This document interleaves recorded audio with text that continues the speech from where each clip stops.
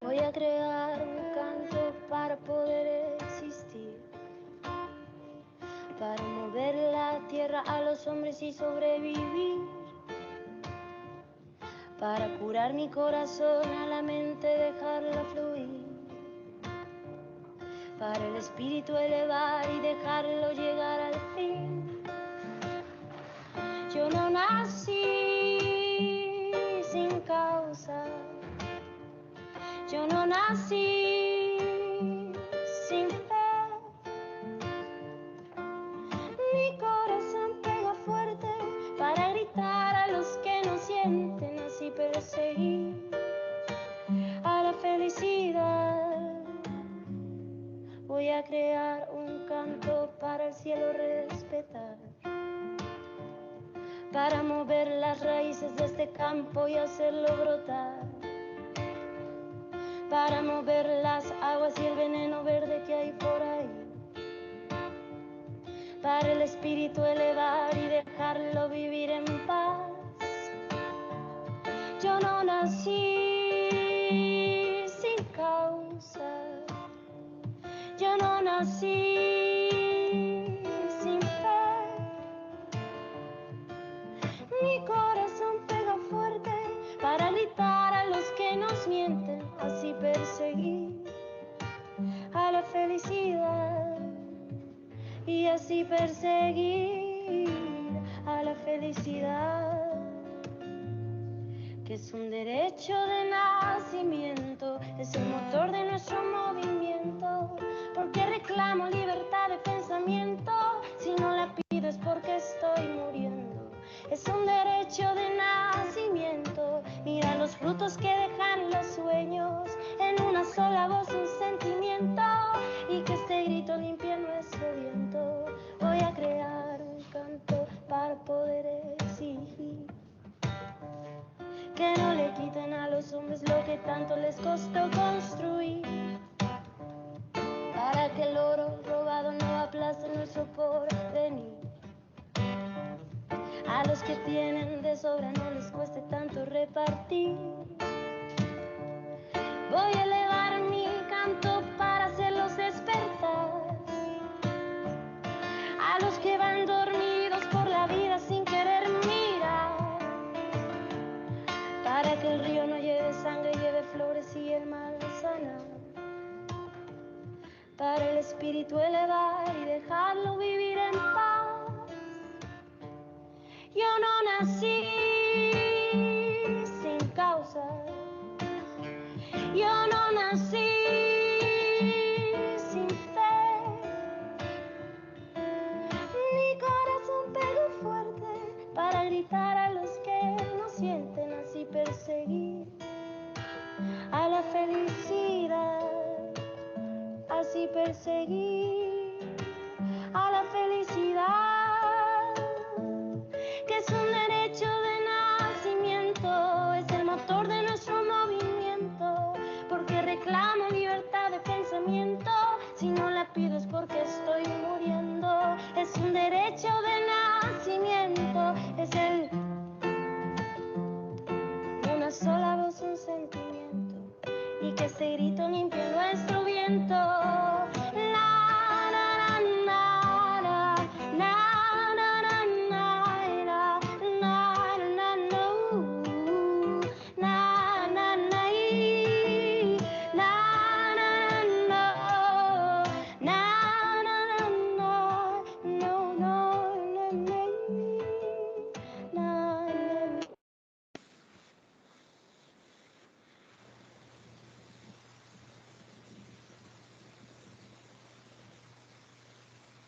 Hola, ¿qué tal? Buenas noches, compañeros.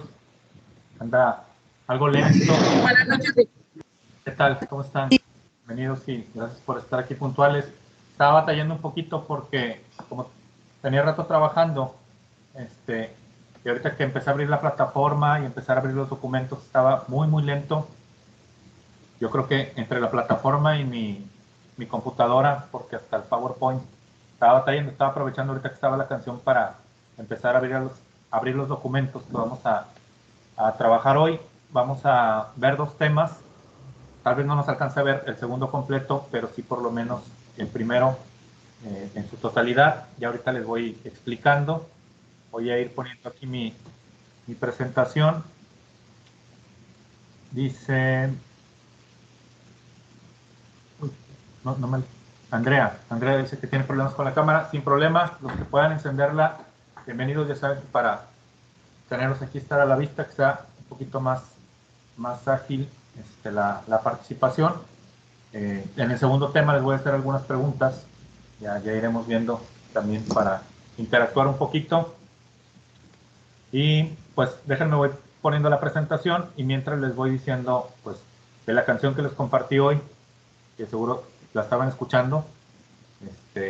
Ahora no recibí mensajes de que no se escuchara o que hubiera algún problema. Era una canción de Natalia Lafourcade que tiene, perdón, que vi un mensaje, que va en cuestión de lo que es el tema habla de la felicidad como un derecho, y de hecho la canción se llama Derecho de Nacimiento, que habla en sí de ese derecho que todos tenemos por el simple hecho de ser personas, y la puse el día de hoy precisamente porque vamos a hablar de los derechos humanos.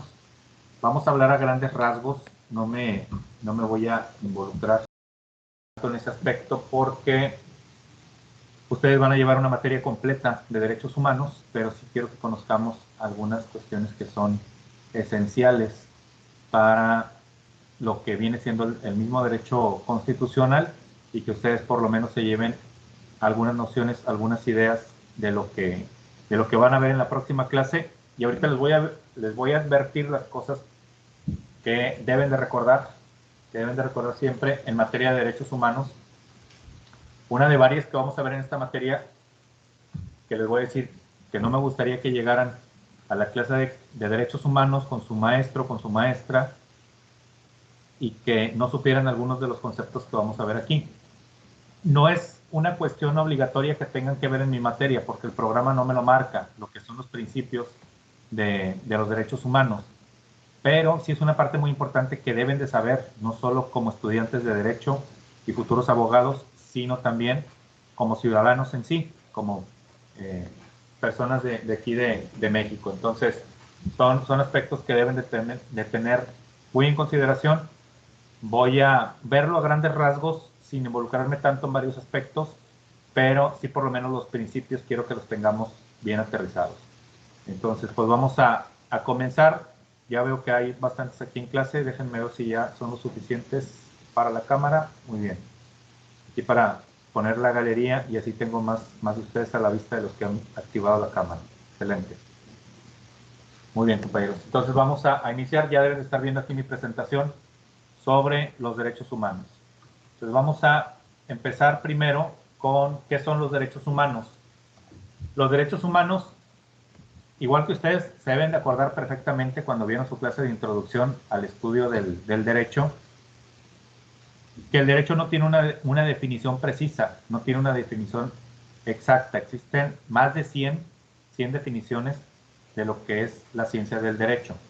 Se le considera un término equívoco o no unívoco. ¿Qué quiere decir esto? Equívoco no quiere decir que esté equivocado, sino que puede tener diferentes significados, y unívoco es que tiene un solo significado. Y en derechos humanos estamos igual. El concepto de derechos humanos no es algo que se pueda definir tan fácil, no es algo que podamos establecer y poder decir que llegamos a un acuerdo total y que todos vamos a estar de acuerdo con esa definición. De hecho, ahorita les voy a presentar varias definiciones de diferentes instancias a nivel nacional y a nivel internacional, y verán que todas, más que darnos una definición, nos presentan algunas características de los derechos humanos, que eso no es una definición. De hecho, una definición atendiendo a la lógica, a esta rama de la ciencia de la filosofía, que la lógica entre algunos aspectos que ve es la definición de los términos, cómo se debe desarrollar, cómo se debe hacer. Y lo que nos dice la lógica es que un término nos debe describir lo que es en general y no lo que no es, ni describir tampoco cosas que son características tan específicas de lo que se está definiendo. Entonces, ahorita nos vamos a dar cuenta cómo cada una de las definiciones, pues no todas corresponden a lo que es en sí una definición de un concepto. Entonces tenemos primero la que nos ofrece el Alto Comisionado de las Naciones Unidas, o la Alta Comisionada de las Naciones Unidas, como también se le conoce, que nos dice que son derechos inherentes. ¿Qué quiere decir inherente? Inherente es algo que va dentro de algo o pegado a algo que forma parte de su esencia y de lo cual no podemos separarlo de ese ente, de ese cuerpo. Por ejemplo, la gente que cree en el alma, te dice que el alma es inherente al ser humano.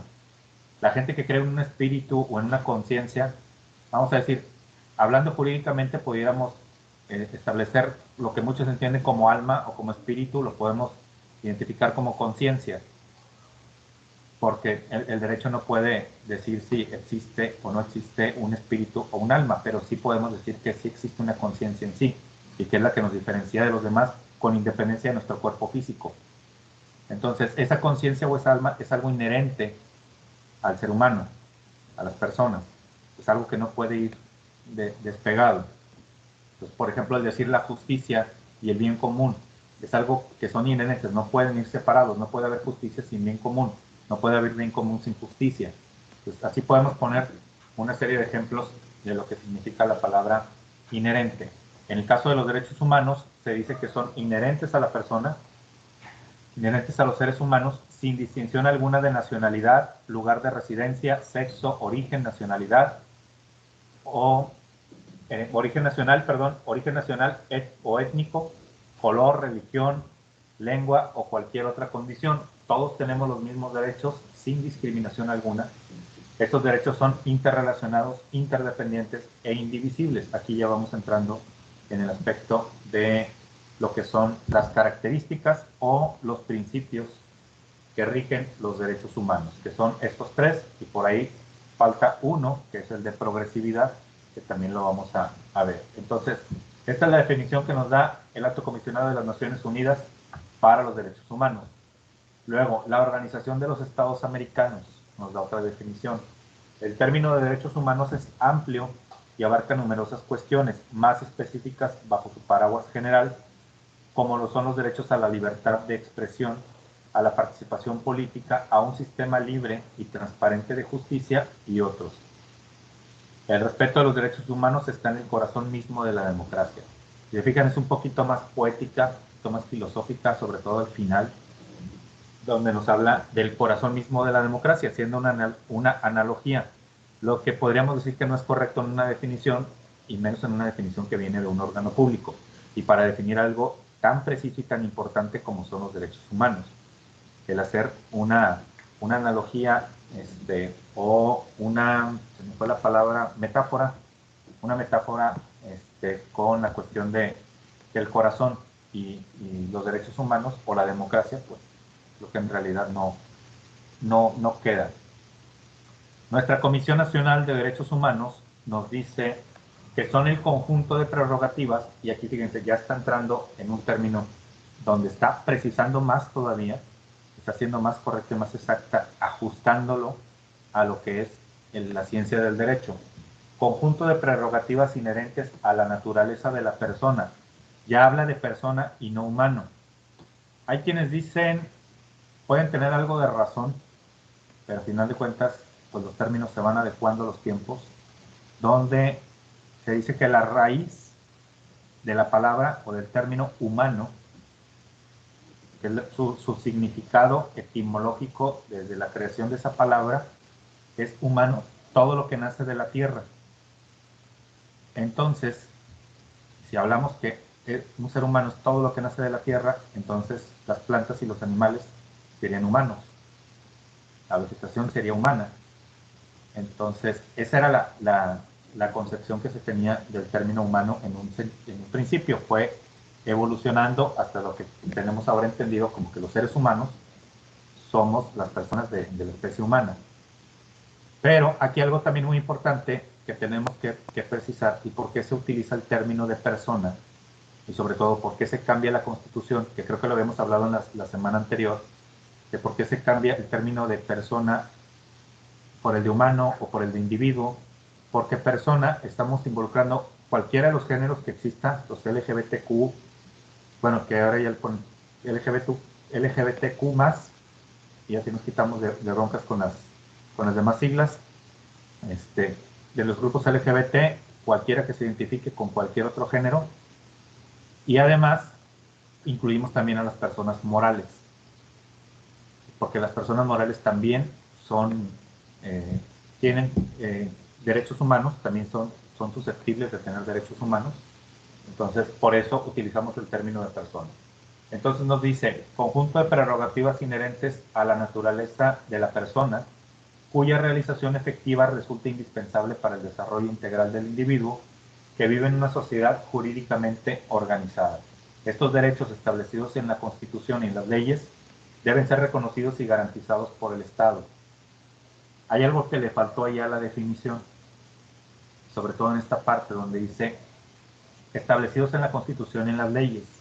Le faltó los tratados internacionales, porque es algo que como Estado mexicano estamos obligados a rendir cuentas en cuanto a tratados y convenciones internacionales. Tenemos por último la definición de la Suprema Corte de Justicia de la Nación, que nos dice que son prerrogativas mínimas que todo miembro de la especie humana, por su propia naturaleza, debe gozar y cuyo respeto y observancia deben ser garantizados por el Estado en todo tiempo y en todo lugar, pues a través de ellas se concretan las exigencias de la dignidad humana. Esta es la que nos da la Suprema Corte de Justicia de la Nación a raíz de diferentes interpretaciones. Si quisiéramos decir con cuál nos vamos a quedar, yo diría que con cualquiera de las dos, la que nos da la Comisión Nacional de los Derechos Humanos o la que nos da la Suprema Corte de Justicia de la Nación.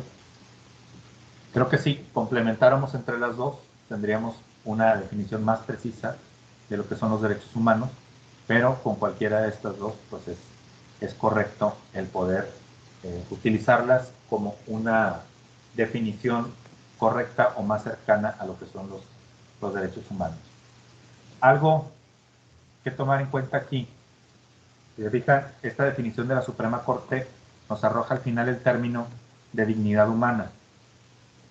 Se dice por la doctrina y por lo que se ha interpretado en el derecho, en la mayoría de los casos, que no existe un derecho humano más valioso que otro, que no hay un derecho humano que sea más importante que otro, y que nos dice que los derechos humanos no se pueden clasificar, no se pueden categorizar, que a final de cuentas sí venimos haciendo esa categorización o esa clasificación, la vamos a ver un ratito más. Pero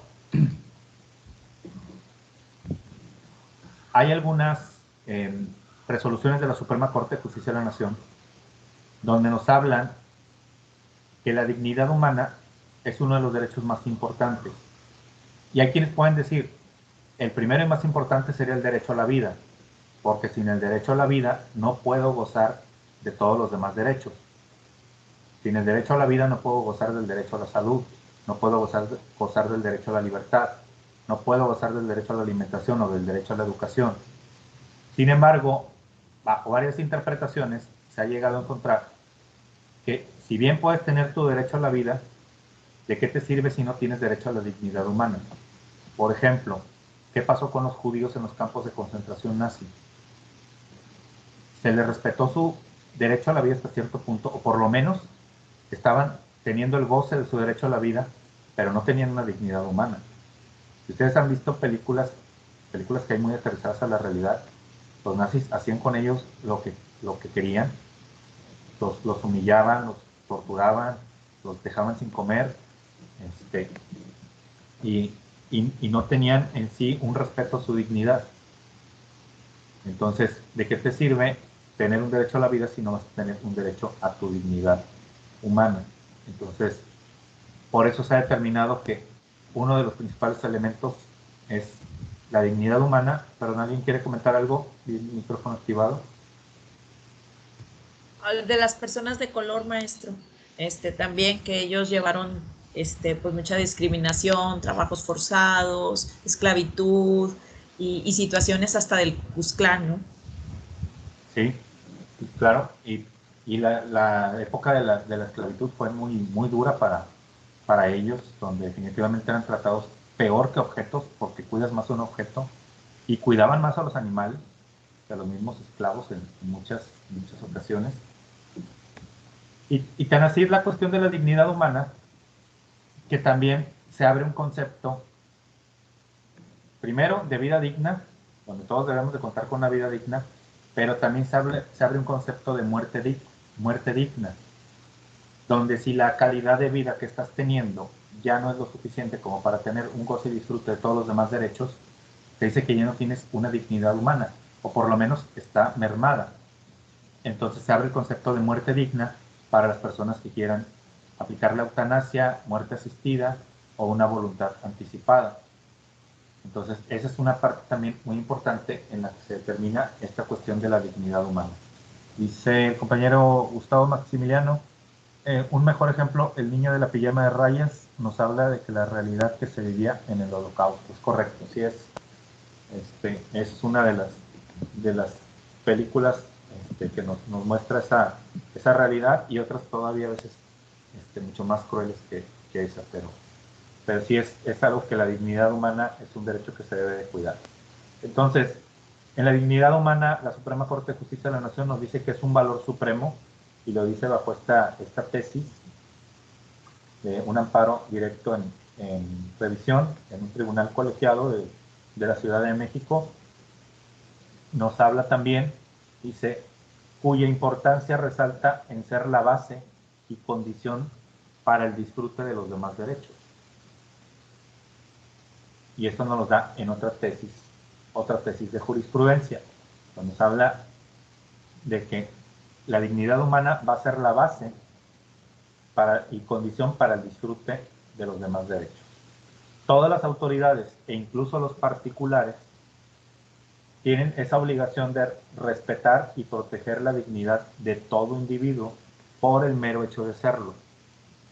Pues no de respetar la dignidad del individuo porque vives en San Pedro, porque vives en Apodaca, o porque vienes de Estados Unidos, te voy a respetar más que si vinieras de Honduras.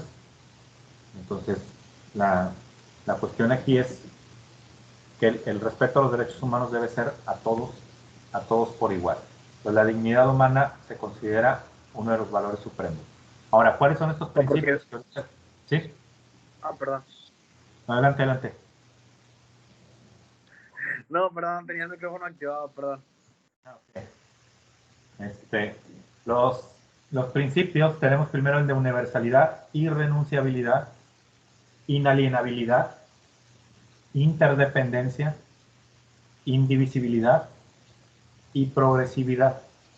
Entonces, esos son los principios que vamos a estudiar en materia de derechos humanos y que son los que se consideran pues la base de todos los derechos y cómo deben de estar protegidos. Entonces, vamos a ir viendo de uno por uno. Primero, el de universalidad. Los derechos humanos corresponden a todas las personas por igual. Es el significado de este principio de universalidad. Todas las personas son titulares de todos los derechos humanos. En eso consiste el principio de universalidad, estrechamente relacionado con los derechos de igualdad y no discriminación. Aquí algo importante también que aclarar cuando se habla de que algo es universal. Cuando se habla de que algo es universal, es que siempre ha existido y siempre va a existir. Entonces, los derechos humanos, aunque el concepto fue ya debidamente establecido en 1949, ya con la Declaración de las Naciones Unidas, los derechos humanos existían desde el momento del nacimiento humano, desde el nacimiento de las personas, desde el origen. Nada más que no habían sido descubiertos y fueron descubiertos paulatinamente. Entonces, existía un derecho a la libertad, pero no todos los pueblos lo reconocían. Existía un derecho a la igualdad, pero no todos los pueblos lo reconocían. Y paulatinamente fueron aceptando cada uno de esos derechos. Todavía, pocos siglos atrás, entre 100 y 200 años, se pensaba que la mujer no podía pensar. Se decía que la mujer no podía pensar. Hace poco se cumplieron 67 años, creo, del voto de la mujer. Y una de las cuestiones por que las mujeres no podían votar es porque se creía en México que la mujer no tenía esa capacidad de raciocinio, que la mujer era influenciable y que la mujer no tenía decisiones propias. Entonces, hace 60 años, o 67 años, o 70 años, se pensaba eso, y no quiere decir que por eso las mujeres no pensaran en esa época, o las mujeres no tuvieran derecho en esa época. Ya los tenían, el problema es que no lo queríamos reconocer. Entonces, esa es una parte de la cuestión de la universalidad, donde son derechos que siempre han existido, pero que no siempre habían sido reconocidos por el Estado o por los Estados. Entonces, esa es la parte fundamental de este principio de universalidad. Y aquí hablando de igualdad, aquí vemos, por ejemplo, esta joven, que bueno, pues trae su mochilota también, va a estar pesada, pero a veces se tiene la exigencia de que un hombre sea del asiento, pero pues hay veces que el hombre lo puede necesitar más. De hecho, no recuerdo si en esta presentación traigo, pero hay uno donde viene una persona, un hombre con prótesis, o sea, no tiene sus piernas de las rodillas para abajo, viene con prótesis y viene en el metro y viene sentado en el piso y mujeres al lado sentadas sin cederle el lugar. Entonces, pues a veces hablamos de igualdad y a veces pues no pagamos con la misma moneda. Y esto que antes era muy dado, ahorita creo que ya una parte se ha ido eliminando, esto de hacer eventos exclusivos de mujeres para hablar de igualdad de género. Pues es una contradicción también. Pues, una cosa es hablar de los derechos de la mujer, una cosa es hablar de empoderamiento de la mujer y solamente incluir mujeres, pero es decir, vamos a hablar de igualdad y los hombres están excluidos, pues como que no cuadra. Incluso en las últimas marchas feministas también llegó a pasar que un señor se quiso involucrar en la marcha, quiso apoyar y las mujeres lo golpearon y lo sacaron de la marcha y le dijeron que esa marcha no era para hombres. Y les decía a él, es que yo quiero apoyar, yo estoy con ustedes, yo quiero defender sus derechos. Y lo que terminaron haciendo fue pintándolo todo con aerosol y golpeándolos por ser hombres. Entonces, y por querer incluirse en la marcha. Entonces, no estamos en muchos casos no estamos hablando de igualdad, sino estamos hablando de, a veces, desquitarse de rencores que tienen, cuestiones frustradas o simplemente a veces llamar la atención. Entonces, hay que estar bien conscientes de ser congruentes en los movimientos y determinar cuándo realmente estamos hablando de una igualdad y cuándo estamos hablando de exigencia de derechos. La irrenunciabilidad. No se puede renunciar a ningún derecho humano ni por voluntad propia, ni porque alguien nos sugiera o nos obligue. Entonces, no podemos renunciar a la libertad, no podemos renunciar al derecho a la educación, no podemos renunciar a la igualdad.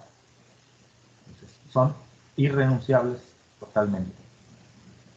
Solo hay se le llama institución jurídica, institución no en el sentido concreto, sino en el sentido abstracto, o sea, un contrato, solo existe un contrato por el que te pueden quitar tu libertad y tu dignidad humana de manera legal. Y ese contrato se llama matrimonio, pero bueno, eso ya depende de cada quien, no se crean, es broma. No existe ninguna forma que te puedan quitar ningún derecho humano u obligarte a renunciar a él. De hecho, dentro de algunos derechos que entran en la clasificación de seguridad social, pues entra el derecho a un sueldo, a una compensación económica, y sabemos que el sueldo no se puede renunciar.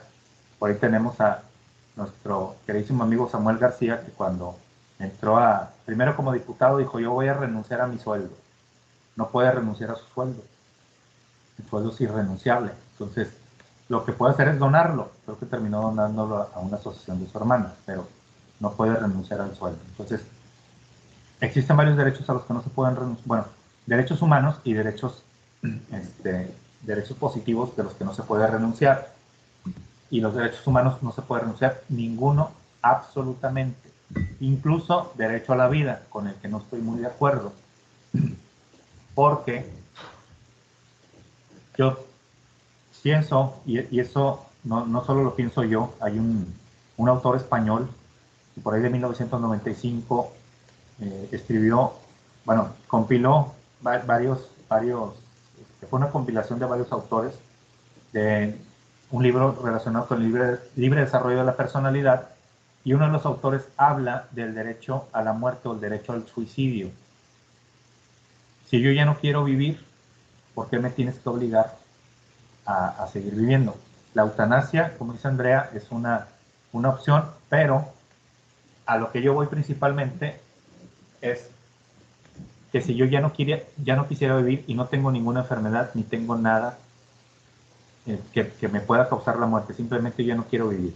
De hecho, él pone un ejemplo tan sencillo o tan burdo hasta cierto punto, donde dice él, si yo quisiera pasármela en mi casa drogándome y bebiendo bebidas alcohólicas en mi cuarto encerrado, donde no voy a dañar a nadie, y yo no quiero hacer nada más que eso, no quiero ni comer, y yo sé que en 3 semanas me voy a morir, pues ¿por qué el Estado me va a prohibir que haga eso?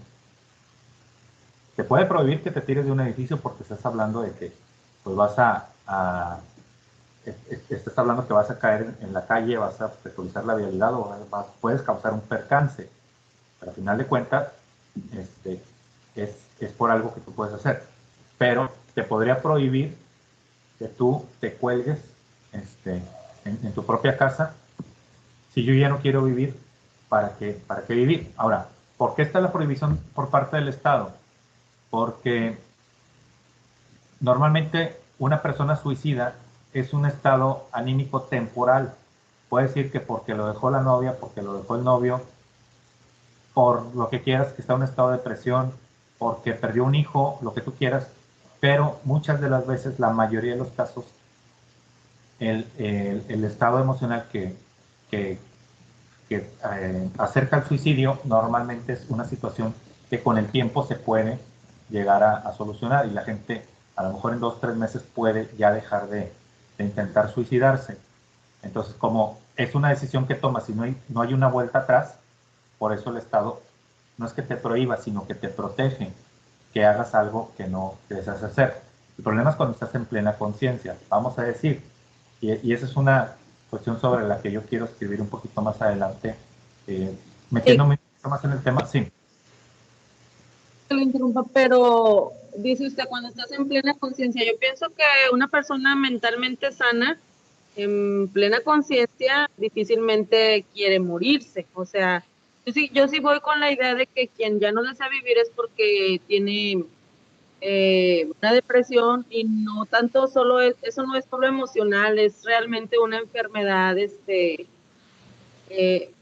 química en la mente. O sea, está pasando algo en su mente que no está funcionando como debe de ser, y su salud mental no es buena.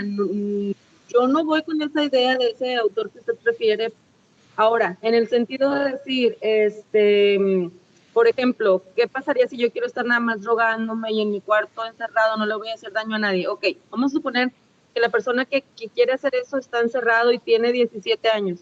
¿Usted cree que cualquier otra persona que se dé cuenta no vaya y denuncie a los padres porque no le están dando la atención a ese hijo que está encerrado solamente drogándose en un cuarto? O sea, hay derechos humanos, luego iría contra los padres si fuera menor de edad, un ejemplo. Sí. En el caso de menor de edad, sí, es completamente. En el otro caso, por eso les digo que es un ejemplo burdo, pero a final de cuentas que trata de llegar hacia esa parte. Ahorita respondo tu pregunta en plena conciencia, que precisamente iba para allá, nada más que Kevin, creo que es el que estaba levantando la mano, para darle lugar y luego ahorita continuar. Ah, sí, perdón. No, nada más era para comentar que pues yo creo que sí se puede llegar a tener, porque pues conozco personas que sí han pasado por cierta depresión, que hasta tienen ganas de morirse, y eso que están o sea, al 100 con sus facultades. O sea, ellas piensan y razonan muy bien, pero pues pasan cosas o circunstancias en su vida que realmente dañan mucho o dañan mucho su vida, y pues quieren morir. Y es entendible, yo también lo haría, porque pues no sé. Muy bien, y es válido, o sea, por una parte, pero creo que va a depender de muchas personas, que sí puede ser. Perdón. Sí. En eso que dice Kevin, una vez yo escuché una conferencia, Gaby Pérez Islas, creo que se llama, es escritora, y ella decía que la mayoría de las personas que se suicidan no es que ya no querían vivir, simplemente que ya no querían vivir de la forma en que estaban viviendo y no hubo a tiempo un auxilio. Entonces yo creo que por eso el Estado protege el derecho a la vida, ¿verdad? O sea, no porque ahorita tienes esa sensación de que estás derrotado y te quieres morir, eso es pasajero, a lo mejor con ayuda pues logras volver a la normalidad.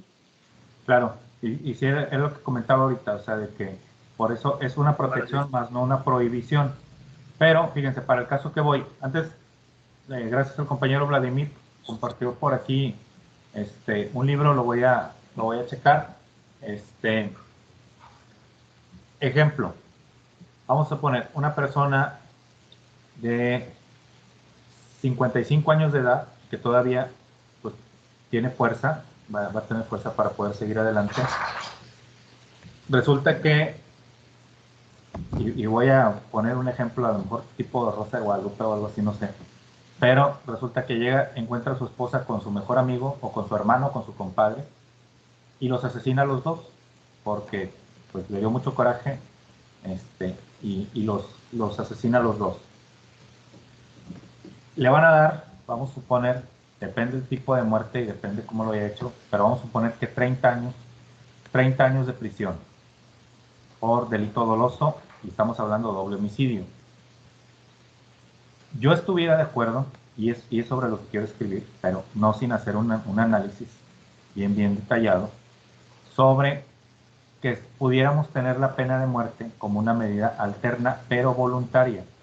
Es decir, tenía 55 años de edad, tiene 30 años de condena a prisión, vamos a suponer tiene hijo, pero su hijo ya no le quiere hablar porque mató a su mamá.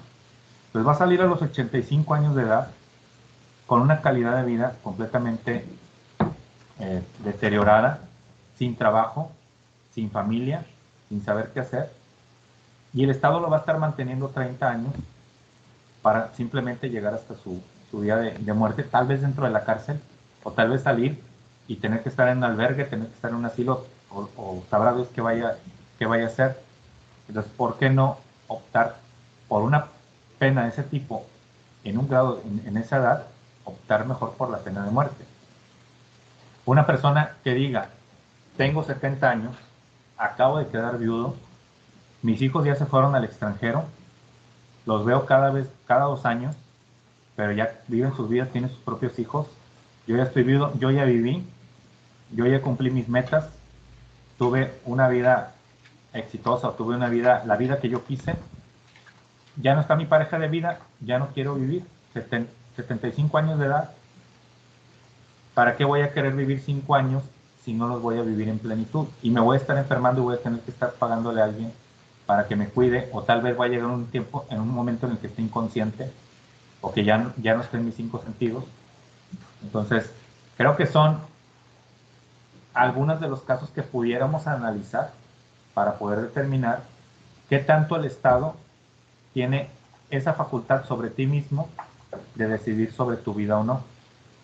Entonces, los casos de depresión, los otros casos, creo que sí. Aunque hay un caso en Holanda, no sé si lo han escuchado, un caso en Holanda, joven de 17 años, mujer, fue violada cuando era niña. Pasó por todos los procedimientos, por todos los tratamientos psicológicos y no lo podía superar. Solicitó al Estado la muerte asistida. Le hicieron tratamientos psicológicos, le hicieron test y determinaron que efectivamente en su vida no lo iba a poder superar eso que le había pasado. Y a los 17 años le concedieron el suicidio asistido.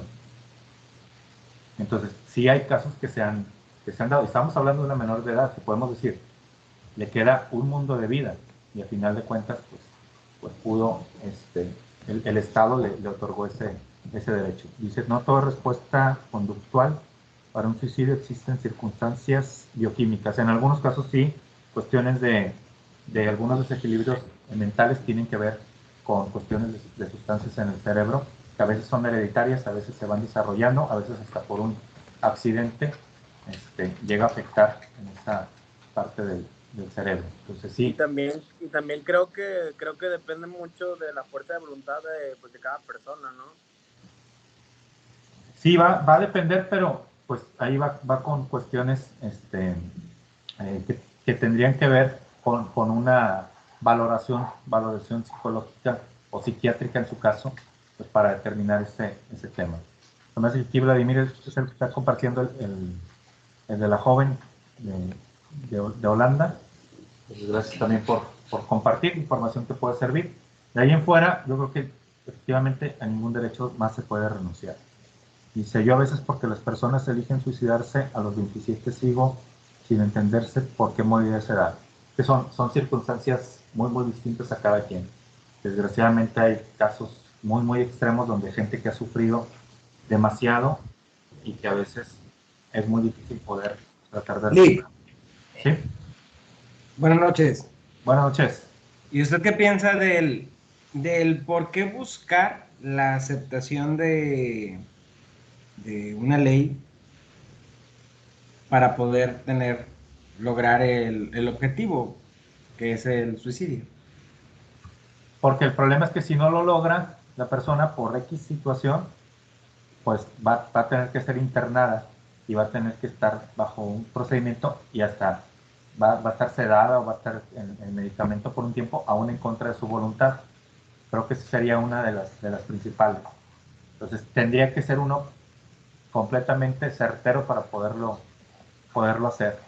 Entonces, pues no necesariamente buscar, pero sí llegar pues a un punto en que se llegue a considerar también como un derecho subjetivo, un derecho que yo pueda ejercer o no pueda ejercer. El derecho... Cuando es algo que está al alcance de tu mano, sin involucrar a nadie. Claro, porque ahí también sería otra cosa. Por ejemplo, ahorita la compañera Marta Alicia también iba a ir por ese lado, que ella pone el ejemplo de un joven de 17 años, pero también tendríamos que considerar si la persona que se mete a drogarse todo el día a su cuarto está casado y tiene 2 hijos, pues yo creo que ahí sí el Estado tiene que intervenir por el interés superior del menor y no tanto por la persona. Entonces, son muchísimas cosas que entran en la interpretación de este tipo de derechos, pero sí es algo que se ha puesto en la mesa, y no de ahorita, sino ya de hace muchos años. Entonces, pues sí es un tema complicado, ¿sí, compañera? Estoy de acuerdo con Ángel Treviño en el sentido de que qué caso tendría que sea como un derecho subjetivo si realmente, o sea, la mayoría de las personas, bueno, volviendo a esa conferencia que en algún momento yo escuché, que cuando una persona realmente quiere suicidarse no le pide permiso a nadie ni vaya, o sea, cuando ya su problema es muy grave y muy avanzado, busca la forma, se informa bien y logra el objetivo. Y que la mayoría de las personas que intentan suicidarse y no lo logran, realmente lo único que quieren es ayuda, o sea, ellas estaban pidiendo ayuda, llamando la atención de esa forma, y ella pone un ejemplo de la hermana de Máxima Sorrieta, que ella, o sea, siendo hermana de una reina y teniendo cuidadores de día y de noche y de día y de noche, intentó varias veces hasta que logró suicidarse, o sea, teniendo vigilancia siempre. Entonces yo también concuerdo con Ángel, pues ¿para qué ocupas un permiso si tú lo puedes hacer? O sea, vaya, no ocupas permiso, pues. Claro, sí, pero también podría regularse como en algunos países donde tienen la eutanasia o la muerte asistida, que puede hacer sin sufrimiento, sin dolor, y tal vez y también pasando por un proceso de análisis psicológico para determinar si es lo mejor para la persona o no. Es que imagínese que le dicen a la persona, no, bueno, no, es que no estás apto. Bueno, muchas gracias, ya no me voy a matar porque pues ya me dijeron que no, gracias, con su permiso. Dejen mirar, ahora yo voy a ser feliz porque el gobierno, el Estado, quien sea, ya me dijo que no estoy apto. ¿Sabes qué? No me voy a matar porque el gobierno no quiere. Pues, Bueno, sí. ya me lo prohibieron, pues bien, somos muy respetuosos de la ley, ¿no? Exacto, o sea, digo, es entendible cuando ya es una situación, si es un reo, ok, bueno, ahí todavía, ahí se Maestro. puede entender. Ay, perdón. Sí, adelante. Ustedes denle. ¿Y no cree usted que esto es una cuestión cultural también? Porque, por ejemplo, en México, como que no le pides permiso a nadie y mucha gente opta por el suicidio. Sin embargo, en los países europeos, ahí sí se pide y se va a la corte para tomar este tipo de decisiones. Es correcto, eso también tiene mucho que ver, pero fíjense, digo, a pesar de parecer un tema así tan, o sea, con tantas aristas y con tantas cosas en contra y a favor, o más cosas en contra que a favor, que es la realidad, es un tema que no vamos a tardar en ver en algunos años, tal vez no en México, pero sí en otros países. Adelante, Kevin. No, perdón, se me había olvidado bajar la mano. Bajar la mano, ok, perfecto. Entonces, Gerardo nos dice, hay un misterio en ciertos movimientos más allá de lo político, pensé que iba a decir del más allá, relacionado con sectas, Illuminatis y personas con poder que suponen que han utilizado a ciertos artistas a los cuales se eliminan a los 27 años, el club de los 27, y hacen parecer suicidio. Se llama MK, altura al supuesto proyecto, si bien recuerdo. Moral, pues también es una parte muy interesante, pero bueno, ya para también no alargarnos mucho en este tema, sí es un tema complicado, pero creo que habría diferentes situaciones en las que se pudiera considerar, y obviamente teniendo esa intervención del Estado. Yo en la que, o sea, coincido que pudiera ser una persona que en vez de aplicar la pena de muerte obligatoria, pudieras aplicarla voluntaria siempre y cuando se cumplieran con ciertas condiciones. Creo que podría ser lo ideal. Entonces, cuando ya hay una pena. Sí, claro. Cuando no es así, aún así existe, o sea, tanto existen argumentos a favor como existen argumentos en contra del derecho de decidir si quiero seguir viviendo o no. Y son mucho más extensos que los podemos ver. Claro, yo no estoy de acuerdo ni con el suicidio ni con nada por el estilo, pero simplemente creo que el tema la mayoría de las veces está mal abordado por lo que la gente pensamos que debe de ser. Pero ya en un análisis jurídico es mucho más profundo el analizarlo y el poderlo justificar. Pero bueno, sí, ya lo veremos más adelante. La única, perdón, Sí. la última opinión. Claro.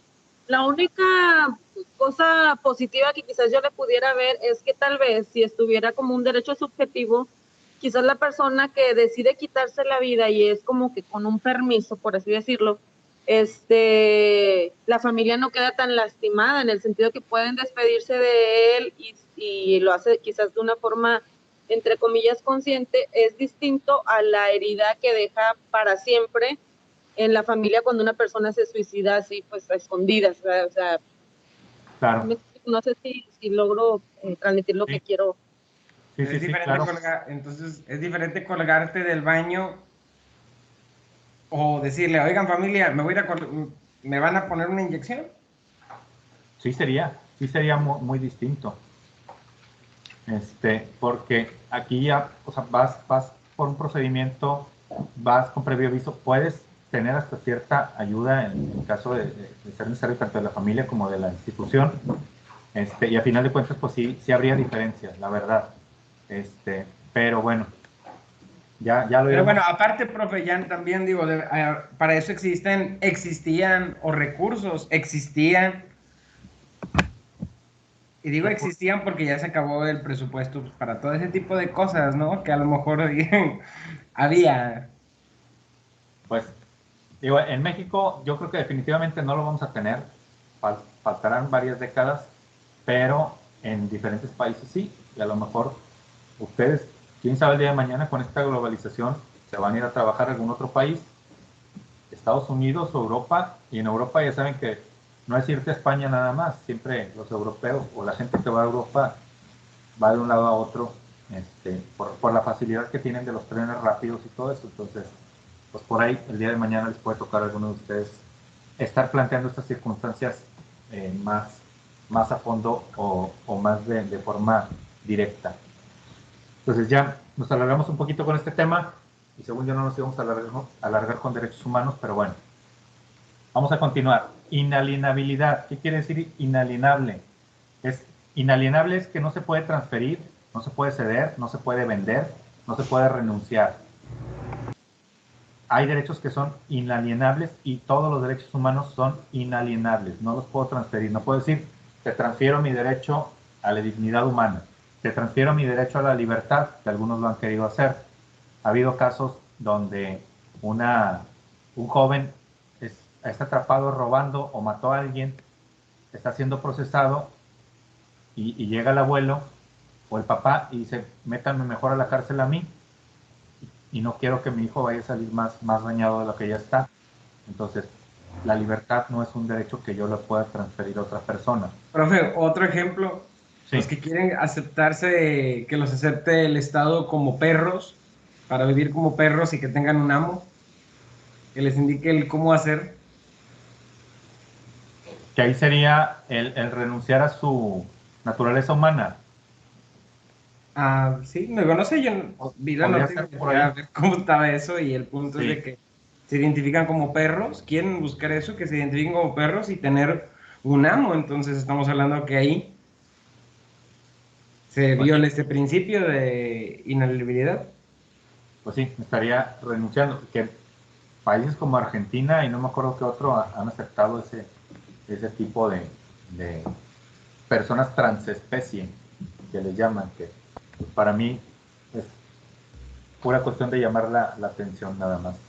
Son chiflazones, eso ya no le... Bueno, yo Sí. pienso.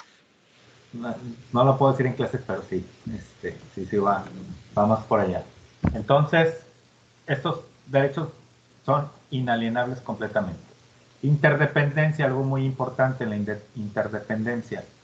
Este principio señala que la medida en que el disfrute de un derecho en particular o un grupo de derechos dependen para su existencia de la realización de otro derecho o de otro grupo de derechos. O sea, que un derecho va a depender de otro y así sucesivamente en cadena para poder ejercerse plenamente. ¿Algún ejemplo que se les ocurra de derechos interrelacionados, de derechos que vayan ligados para que se puedan cumplir efectivamente?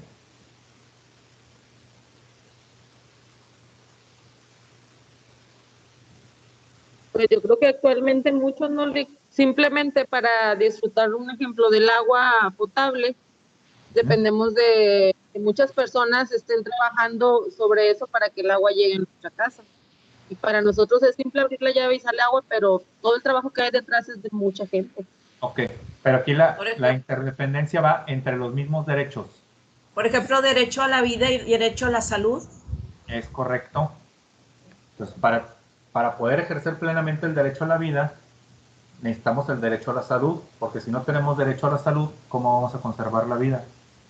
Otro más que va ligado a este derecho a la salud y a este derecho a la vida, ¿cuál sería? Para tener buena salud, ¿qué necesito? Estar vivo. Estar vivo, ese ya lo satisfacer las necesidades, comer, dormir, vestir. Un sano desarrollo. Exacto. Entonces, La primero, libertad y seguridad. libertad y seguridad también. La seguridad es una muy importante. Creo que más que la libertad, relacionado con esto que estamos diciendo. Si dijimos ahorita, dijo la compañera, derecho a la vida y derecho a la salud. El directo que seguiría es el derecho a la alimentación. Y luego podemos decir derecho a la seguridad, pero también derecho a la vivienda. Si no tengo una vivienda, no tengo un medio de protección que me proteja mi salud, que me proteja mi bienestar, entonces ahí nada más estamos hablando de 5 derechos que están interrelacionados, que dependen unos de los otros para poder ejercerse plenamente. Entonces, A la vivienda y luego a vivir en familia. Así es. Que bueno, en los tiempos que estamos ahora, ya no se habla necesariamente de vivir en familia, porque ahora sí se acepta el decir, yo no quiero tener familia, no quiero casarme, no quiero estar con nadie, cosa que antes pues no se concebía mucho, se hablaba mucho de la familia nuclear y era prácticamente casi una obligación en el matrimonio procrear. Y ahorita ya muchos se casan y no quieren tener hijos, pero ese ya es otro tema. A final de cuentas no deja de ser una familia. Hasta ya lo dijo el Papa Francisco. ¿Qué dijo? Lo de ya aceptó una familia homoparental. Ah, ok, había comentado algo así, pero lo dejó como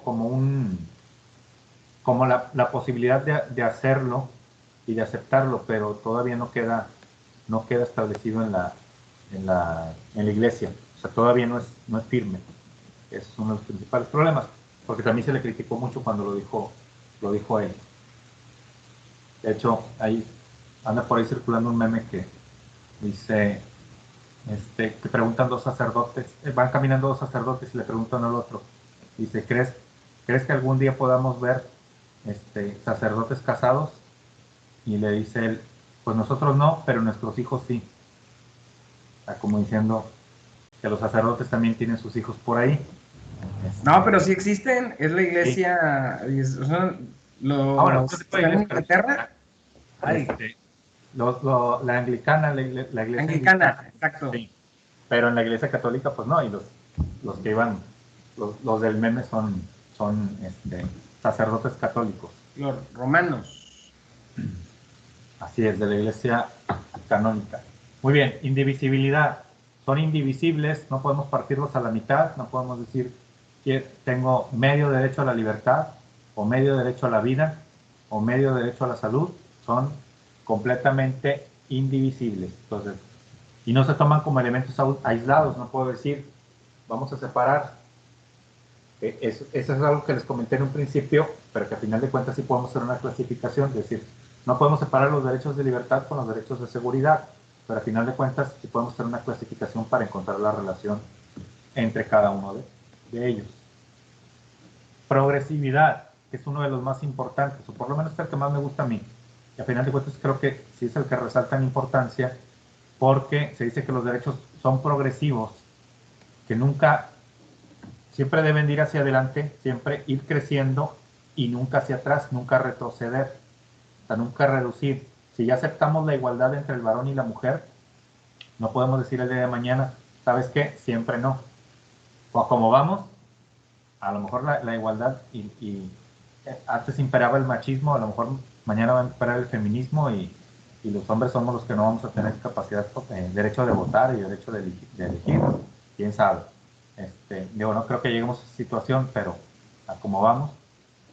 Pues la progresividad va en el sentido de que los derechos son progresivos, que van aumentando. Por ejemplo, en México, si ya se abolió la pena de muerte, ya no podemos ir para atrás y decir vamos a eliminar la pena de muerte, como lo ha querido poner el Partido Verde Ecologista y algunos otros partidos.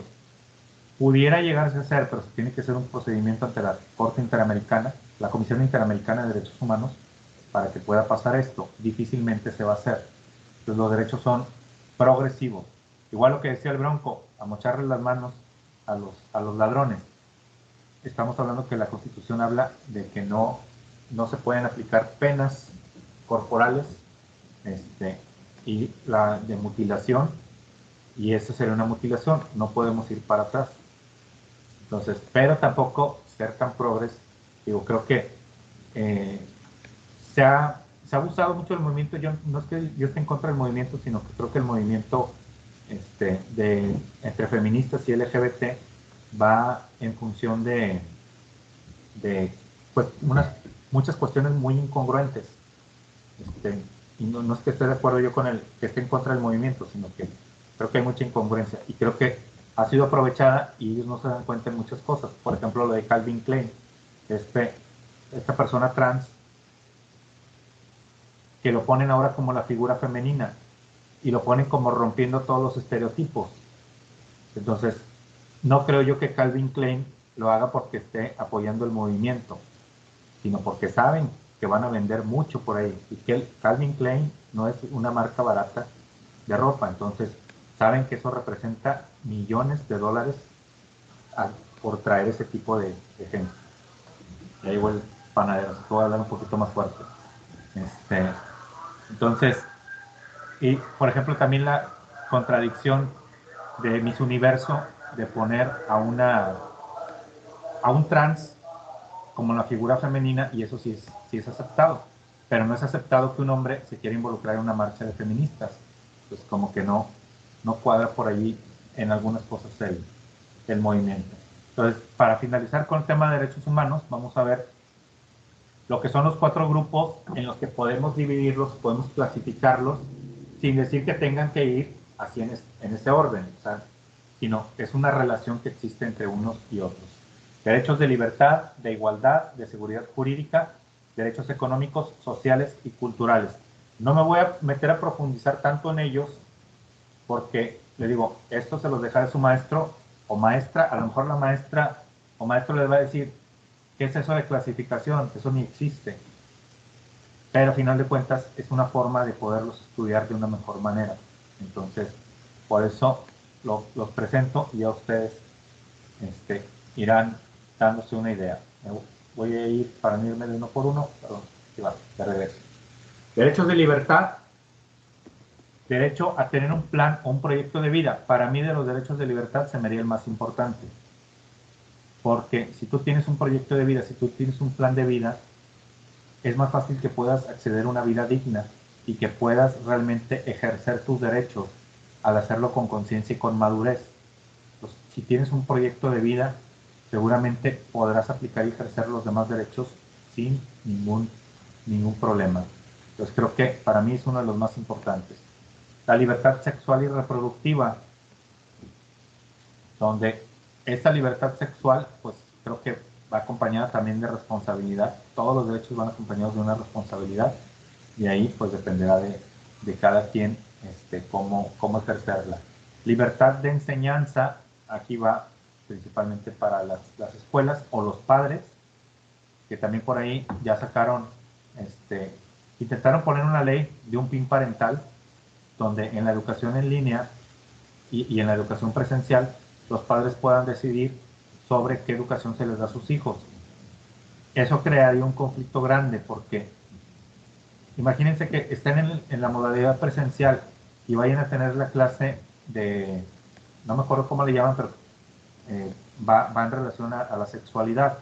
Pues van a tener la clase y que digan, Juanito, Lucía y Fernanda van a salir del salón y van a hacer otra actividad porque sus papás no permitieron que les enseñáramos sobre sexualidad. Entonces, dentro de una parte que pueden sentir una especie de bullying, también los estás privando de tener un conocimiento sobre su misma sexualidad. Y luego por eso nos andamos quejando porque salen embarazadas a los 14, 15 años de edad, si no quieres que les den clases de orientación sexual.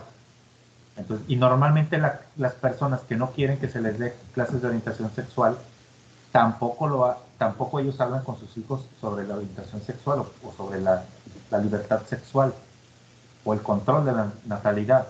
Pues normalmente los que se oponen no educan a sus hijos de esa manera. Entonces creo que pues es una afectación. La Comisión de Derechos Humanos se pronunció y dijo que van a buscar promover una acción de inconstitucionalidad contra esa ley que permite el PIN parental, que los padres puedan decidir sobre qué educación van a tener sus hijos. Porque luego si a esas vamos, pues entonces, ¿sabes qué? Yo no quiero que les enseñes. Yo, por ejemplo, ustedes digan, aquí hablamos de Benito Juárez, rompiendo por ahí las creencias que teníamos de él. Hablamos de la independencia, rompiendo las creencias que tenemos de la independencia. Y yo sé que mis hijos les enseñan eso en las escuelas. Les enseñan sobre Benito Juárez, una historia no tan correcta, sobre los Estados Unidos, sobre España y sobre muchas otras cosas, pero no voy a prohibir que se les enseñen en las escuelas. Yo se los puedo enseñar a ellos lo que la otra parte de la verdad o la otra historia. Entonces, igual en el catecismo, yo cuando metí a mi hijo al catecismo, antes de llevarlo al catecismo, yo le dije, te van a enseñar esto y esto y esto, pero hay otras creencias, y nosotros somos católicos, pero hay otras creencias que creen en el karma, que creen en la reencarnación, que creen en otros dioses. Entonces, dándole también una visión más amplia, pero no prohibiéndole este tipo de enseñanza. Entonces, porque si no, lo que vas a hacer es limitarlo. Pero, compañera Anabel, ¿quieres comentar algo? Sí, Maestro, yo tuve un caso así, nos fue reportado de unos papás que no mandaban a las niñas a la escuela y ellas llevaban educación en casa. Entonces, pues no hay nada que de alguna manera force a esta parte de la educación, porque ella era maestra y pues obviamente enseñaba a todos los grados, y el papá pues estaba en contra de mandarlos a la escuela, pero ellos no veían que hay otras situaciones como la socialización, la comunicación, el poder superar frustraciones también dentro de lo que son las situaciones escolares, pero no se pudo hacer nada con respecto a eso, aunque están mermados los derechos del niño en cuanto a la convivencia y todo, ¿no? Sí, son muchos factores que se aprenden en la escuela. No es una cuestión nada más de conocimiento, sino también de habilidades del ser, que sí es una parte muy, muy importante que comenta, compañero. Muchísimas gracias por el comentario, sí. Y en cuanto a la cuestión de la sexualidad, es una parte también muy, muy, muy importante, porque es donde van a aprender cómo desarrollarla. Entonces, pues ya veremos a ver qué pasa con esas leyes. Son en algunos estados de la República, son como 4 o 5, donde se quiere establecer el PIN parental, y pues la Comisión Nacional de Derechos Humanos y la Federación de Comisiones de Derechos Humanos están en ese tenor. Dice, no se cumple con el principio de progresividad, es correcto, al no tener estas libertades. Dice, muy bien, perfecto. Entonces tenemos... Lick, Mándeme. Lick, pero hay unos países, o corríjame si estoy mal, en donde les dan la opción a los papás de que aprendan en casa los hijos, o sea, que vaya una persona que va y los educa a casa, o que acudan al colegio, ¿verdad? Creo que sí he escuchado eso. Sí, las institutrices que normalmente, o sea, tienen esa autorización. De hecho, en México también hay, a veces cuando la persona tiene alguna enfermedad o tiene alguna indisposición, o por X circunstancia, pueden contratar a una persona que los va a estar enseñando en casa, cumpliendo obviamente con los requisitos de la Secretaría de Educación y cumpliendo con todo para poderlo desarrollar. Se puede, pero sí, como decía la compañera Anabel, se pierde muchísimo, porque conocimiento podrán tener bastante, y a lo mejor hasta más que los demás niños, al ser una educación personalizada, pero a final de cuentas Pero se no pierde. aprenden a desarrollarse en relaciones interpersonales. Es correcto, y esa es la parte fundamental. De hecho, para los que nos gusta temas como la inteligencia emocional, desarrollada, o más bien hecha, ¿cómo se puede decir? Iba a decir famosa, pero o sea, que fue difundida mayormente por Daniel Goleman, la inteligencia emocional, donde se descubre que es más importante la inteligencia emocional que el coeficiente intelectual, y que se demuestra que las personas más exitosas son las más inteligentes emocionalmente, y no siempre son las más capaces o las más inteligentes, sino a veces personas más inteligentes y no llegan a tener ese puesto o ese liderazgo. Compañera Anabel, ¿te vas a comentar algo? No, maestro, es que le puse que simplemente la resiliencia, ¿verdad? Algo que en algún momento dado, cuando nos enfrentamos a situaciones del sufrimiento, es esta inteligencia emocional que nos ayuda a tener pues mejor resiliencia, y eso nos lo da precisamente las experiencias que podemos tener con los demás y en el medio ambiente que nos desarrollamos. Es correcto, es una parte muy importante, y son de los principios más necesarios: la resiliencia, la empatía, y la proactividad. Son temas que yo siempre trato de tener muy presente en mi persona para poderlos desarrollar, y eso se desarrolla con la interacción humana, y se desarrollan también combinándolo con el aprendizaje. Las dos cosas son muy importantes. Pues gracias por los comentarios, compañera. Entonces, libertad de trabajo, que esto, fíjense, porque luego hay muchos dicen, yo no he tenido la fortuna de ir a Cuba, pero conozco gente que ha ido a Cuba o que ha estudiado en Cuba, y en Cuba puedes tener satisfecho muchas necesidades básicas, pueden tener un mejor sistema de salud que nosotros, pueden tener un mejor sistema de educación que nosotros, pero ¿de qué les sirve si no pueden aplicar cualquier oficio que ellos quieran.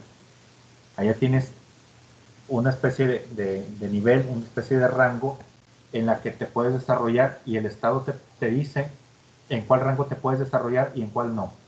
Entonces, así tú sueñes desde niños con ser ingeniero, si no estás en el nivel económico o en el nivel social que corresponde, nunca vas a poder acceder a ello.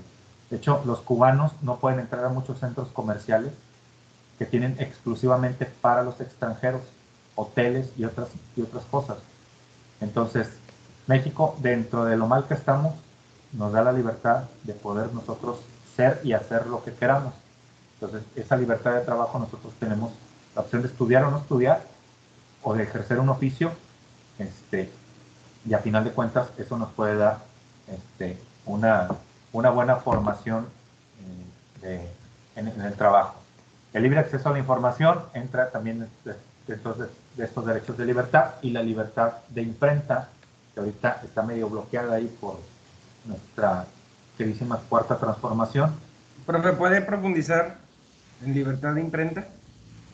Libertad de imprenta es todo lo que entre revistas, panfletos, folletos, todo lo que se pueda involucrar. De hecho, se puede interpretar también en el sentido de redes sociales, del Internet, porque ya son cuestiones que se equiparan a una impresión. Y en eso va en el sentido de la libertad de imprenta, sobre todo el periodismo principalmente.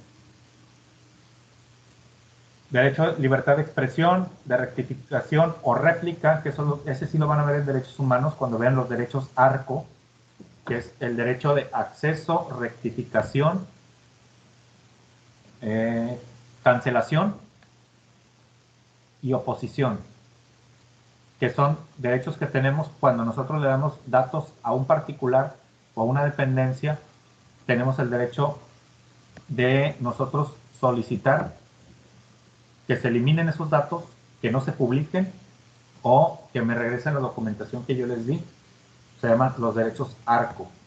Entonces, son derechos que nosotros tenemos dentro de lo que son la protección de datos personales. Derechos al honor, a la intimidad y a la propia imagen, que son los llamados derechos morales que tenemos. Y la libertad de reunión y asociación. Solo que en esta libertad de reunión y asociación, el artículo 9 de la Constitución nos dice: no se pueden hacer reuniones armadas y no se pueden reunir los extranjeros para tratar asuntos políticos del país. Libertad de tránsito y de residencia, y libertad de conciencia y de religión. ¿Se acuerdan que habíamos visto que la Constitución de 1824 nos decía que solamente había una religión, y que era la católica? Entonces en ese tiempo no había esa libertad de conciencia y de religión. Prohibición de la esclavitud en derechos de igualdad. Ya estamos con derechos de igualdad. Y aquí fíjense una contradicción. Habla aquí Jornada Nacional por la abolición. Qué crueldad con esa imagen.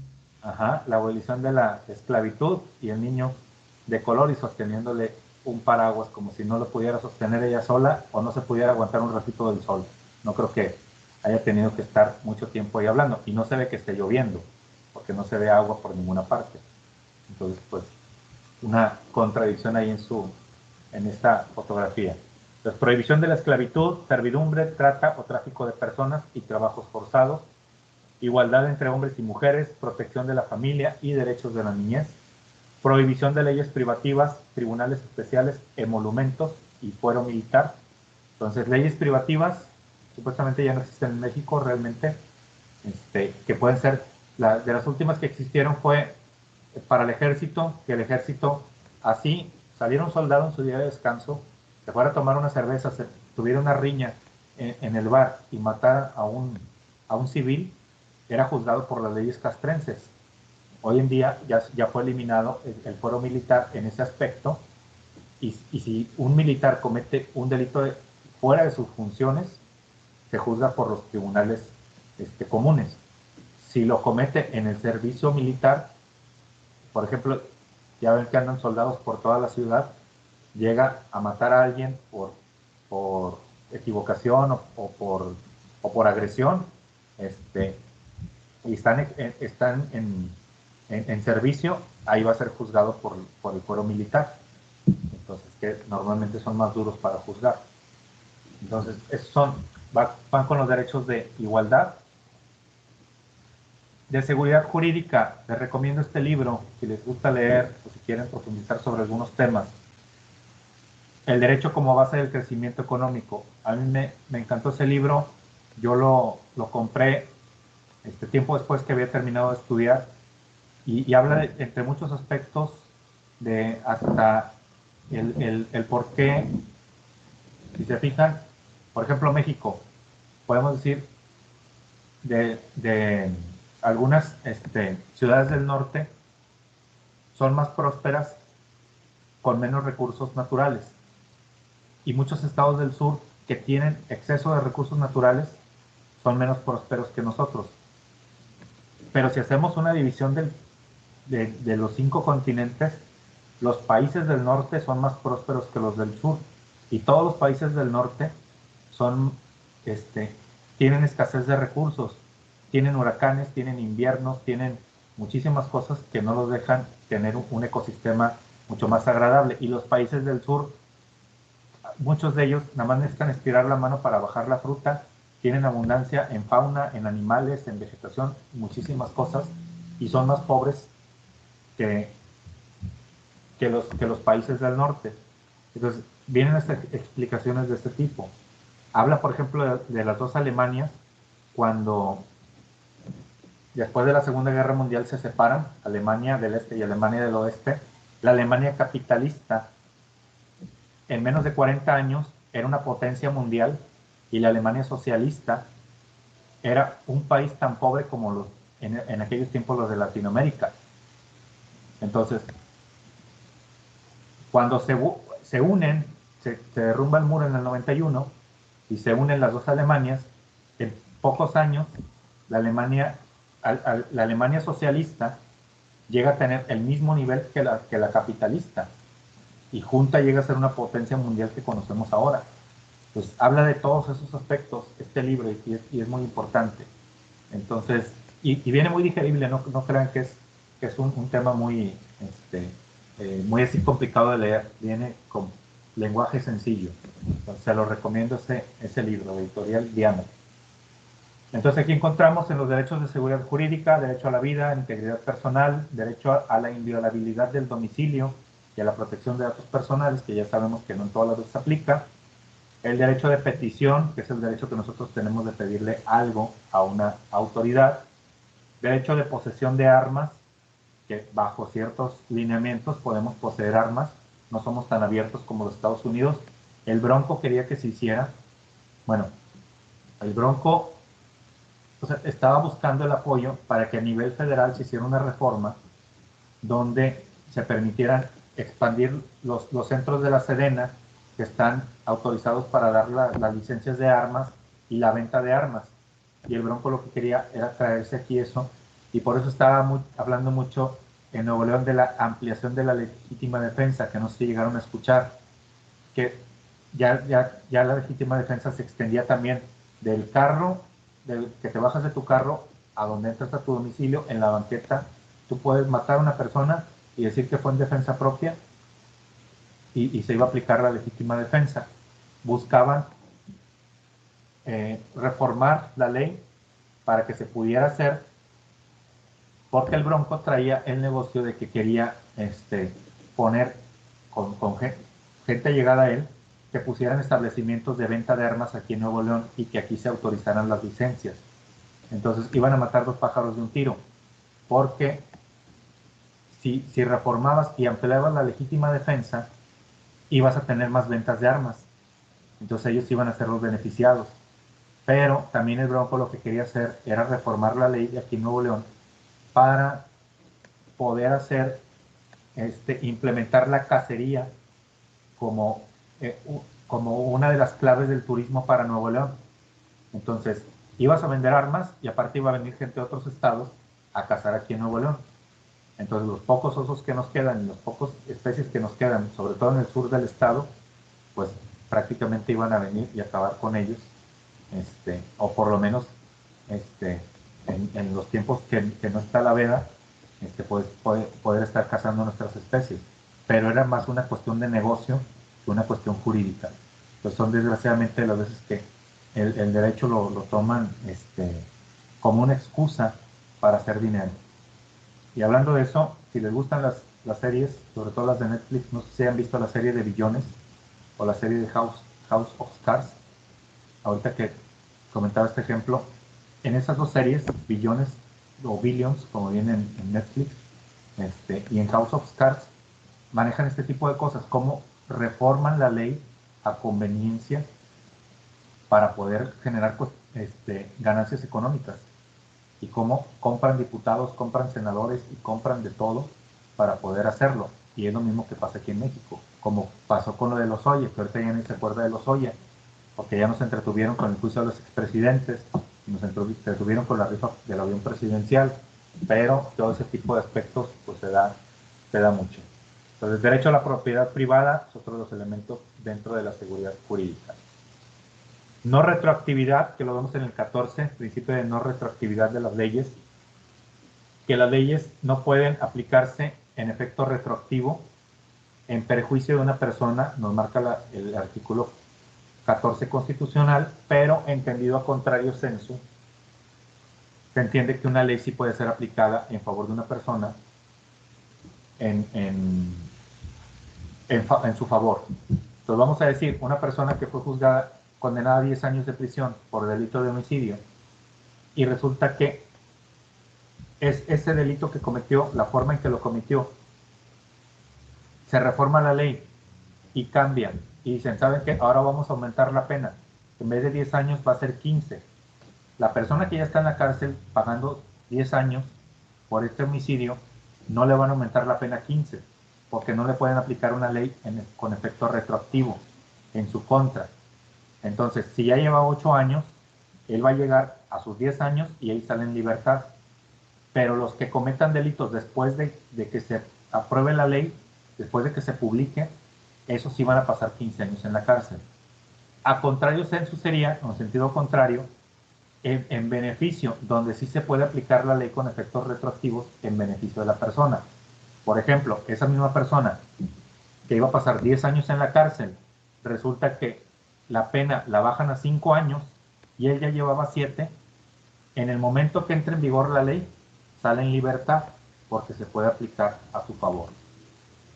Hablando de retroactividad, muy posiblemente, bueno, va a ser muy seguro que la retroactividad en cuanto al sistema penal acusatorio y en cuanto a reforma de derechos humanos le va a aplicar a Diego Santoy. Me imagino que sí se acuerdan de quién es Diego Santoy. Diego Sí. Santoy, su queridísima novia. Muy bien. Entonces, está por ahí el proceso donde él está buscando primero creo que va como una apelación y luego tendría que irse al juicio de amparo, pero pues va a ser muy, es muy lógico que se le tenga que aplicar la protección de los derechos humanos por violaciones al debido proceso, que así pasó. Entonces, pues a lo mejor en unos 2 años ya lo vamos a tener libre, y van a ver que mínimo va a ser una novela, va a andar en programas y va a andar en muchas partes, pues aprovechando la fama y el dinero que pueda agarrar después de eso. Entonces, va a ser de los que sí se les puede aplicar ese principio de retroactividad. Entonces, garantías relacionadas con detenciones y las garantías al debido proceso. Entonces, derechos económicos, sociales y culturales. Aquí va el derecho al trabajo, derecho a gozar las condiciones de trabajo equitativas y satisfactorias, especialmente a la remuneración, seguridad e higiene. Entonces, todos los derechos que tengan que ver relacionados con derecho del trabajo van como derecho humano. El derecho de asociación, incluido el de sindicatos, formar federaciones, confederaciones y derecho a la huelga, también entran dentro de estos derechos sociales, económicos y culturales. Derecho a la seguridad social, que ese ya es una cuestión mucho más amplia, que entran muchísimos elementos en cuanto a la seguridad social, como es el tener el derecho al Infonavit, el tener el derecho a una pensión, derecho de toda persona a tener un nivel de vida adecuado y a ser protegida contra el hambre, derecho al disfrute, la salud física y mental, derecho a la educación y a su gratuidad, derechos culturales, perdón, se me pasó, y pues entran dentro de los derechos económicos, sociales y culturales, que son los últimos en haberse puesto en la agenda. Perdón, Ángel, ¿ibas a comentar algo? Yo no, Lick. Ah, ok. Es que se vio como que estaba activado el micrófono. Entonces, estas son la clasificación de los derechos. Vamos a decir, en función... ya me alegraron la noche. Me imagino que de Rayados, eso espero, ¿verdad? Sí, Nico. Excelente. Muy bien, gracias. Muchas gracias. Muy bien. Entonces, estos son los derechos... Le cambié el semblante, profe.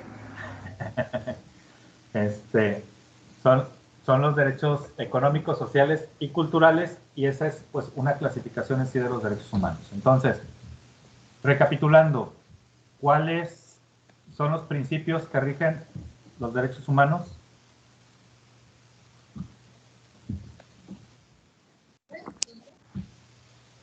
Universalidad. Muy bien. Irrenunciabilidad. Ajá. Inalienable. Muy bien.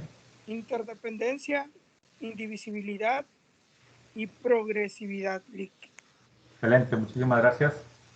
¿Dónde están esos principios? Artículo 1 de la Constitución. Dice, todas las autoridades en el ámbito de sus competencias tienen la obligación de promover, respetar, proteger y garantizar los derechos humanos de conformidad con los principios de universalidad, interdependencia, indivisibilidad y progresividad. No nos habla de la inalienabilidad, pero se entiende que va... ¿Qué artículo dijo? ¿Mande? ¿Qué artículo dijo? Artículo 1 de la Constitución. Ah, ok. Sí, perdón, Okay, está aquí a la vista. Aquí está.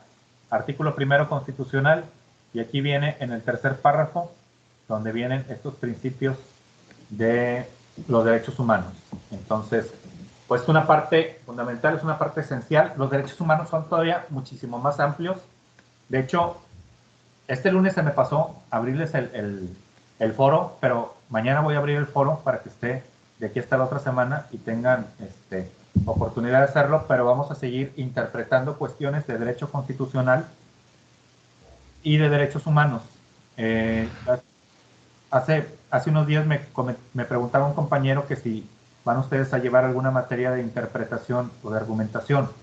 Van a llevar argumentación si entran a la maestría. A ustedes no les tocó ni materia de argumentación ni materia de interpretación. Es una materia esencial para la carrera, que yo no sé por qué. Bueno, yo entré hace 8 años y lo había comentado a la antigua directora, y no dependía de ella, dependía de las autoridades de la escuela, pero es algo indispensable en cualquier carrera de derecho. Y no es la única, no crean que es la única universidad que no tenía incluida interpretación o argumentación. La misma Universidad Autónoma, el mismo Tecnológico de Monterrey. Entonces, es una materia indispensable. Entonces, le comentaba yo al compañero, ¿qué es lo que yo hago para compensar esa falta? Por lo menos en mi materia, es poner estos casos de interpretación constitucional. Lo que ustedes vieron de la cuestión del aborto, lo que ustedes vieron en cuestión de los derechos indígenas, lo que vamos a seguir viendo de algunos temas es interpretación constitucional, y son formas que nos pueden ayudar a tener un mejor pensamiento crítico en cuanto a la Constitución y pues en sí a todas las cuestiones que tengan que ver con el derecho. Entonces, ¿dudas hasta aquí, compañeros? ¿Comentarios, quejas, sugerencias? No, sobre esto no, profe. Profe, yo tengo una duda, a lo mejor no sé si ya en alguna otra casa ya la dijo, creo Sí. que no. No es presión, es pregunta. Sí. Sobre los foros, ¿cuándo van a ser calificados? ¿Al final de todos los periodos o algo No. así? Mañana me voy a dedicar completamente a eso. Lo que pasa es que lo iba a hacer esta semana, pero la verdad me pusieron unos cursos en la semana pasada y no los quise desaprovechar porque me dijeron, oye, está esta opción, era toda la semana iba a dar solamente un curso en la mañana y me dijeron, hay una opción en la tarde y dije, pues, la verdad era, pues, una buena oportunidad de aprovechar porque me pagan por curso. Entonces, eso me movió un poquito la agenda que yo traía, y tuve que recorrer varias cosas, pero ya algunos compañeros me habían preguntado por WhatsApp, y les dije, yo me comprometo, mañana van a tener el resultado de todo, de lo que es la iniciativa, los foros, lo que me mandaron ¿qué les puso ustedes? Crucigrama, y del examen voy a revisar algunas cuestiones que me preguntaron algunos de ustedes. Entonces, para que sientan en confianza de que lo que ustedes ya me preguntaron por WhatsApp, lo voy a revisar y si son puntos buenos para ustedes, los van a tener sin ningún problema. Por ahí, creo que el compañero Baruch me había comentado de que tenía duda en una pregunta si estaba correcta la opción o no, o que creo que iban dos opciones que eran correctas. Entonces voy a verificar que nadie se haya confundido y si alguien se confundió, se la voy a tomar como buena porque pues es un error de mi parte haber dejado dos opciones buenas. Pero sí recuerdo que lo identifiqué, pero yo estaba con que lo había cambiado. Pero a veces uno cambia y no se cerciora de guardar el cambio. Entonces, tomando en cuenta esa parte, sí, compañero. No, según yo no había ninguna respuesta doble. Doble. Okay. Correcto. Según yo no. Lo voy a checar porque luego también hay algunas que se pueden prestar a la confusión. Te podemos decir, es que esta también es correcta, pero una sola palabrita te cambiaba la situación. Por ejemplo, no sé si vieron por ahí una pregunta donde algunos puestos que designaba el Senado según propuesta del presidente y les puse ahí que embajadores, cónsules y luego les metí por ahí alcaldes y diputados y gobernadores, creo que también les puse.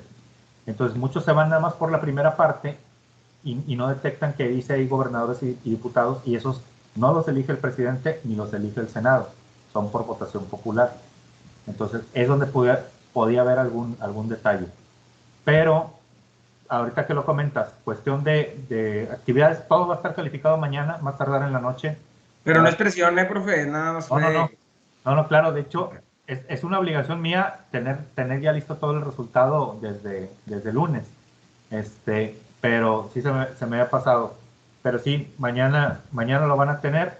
Y sobre todo, que mañana también voy a cargar lo de la actividad para este próximo parcial y les voy a pasar fechas y les voy a pasar todo. Recuerden que ya les había dicho la semana pasada que se pusieran a ver quiénes querían ser candidatos a la presidencia y presentaran su solicitud por medio de una actividad que les voy a abrir. O sea, yo les voy a abrir donde ustedes van a subir su solicitud. Ahí les voy a explicar qué es lo que van a hacer ustedes. Déjenme...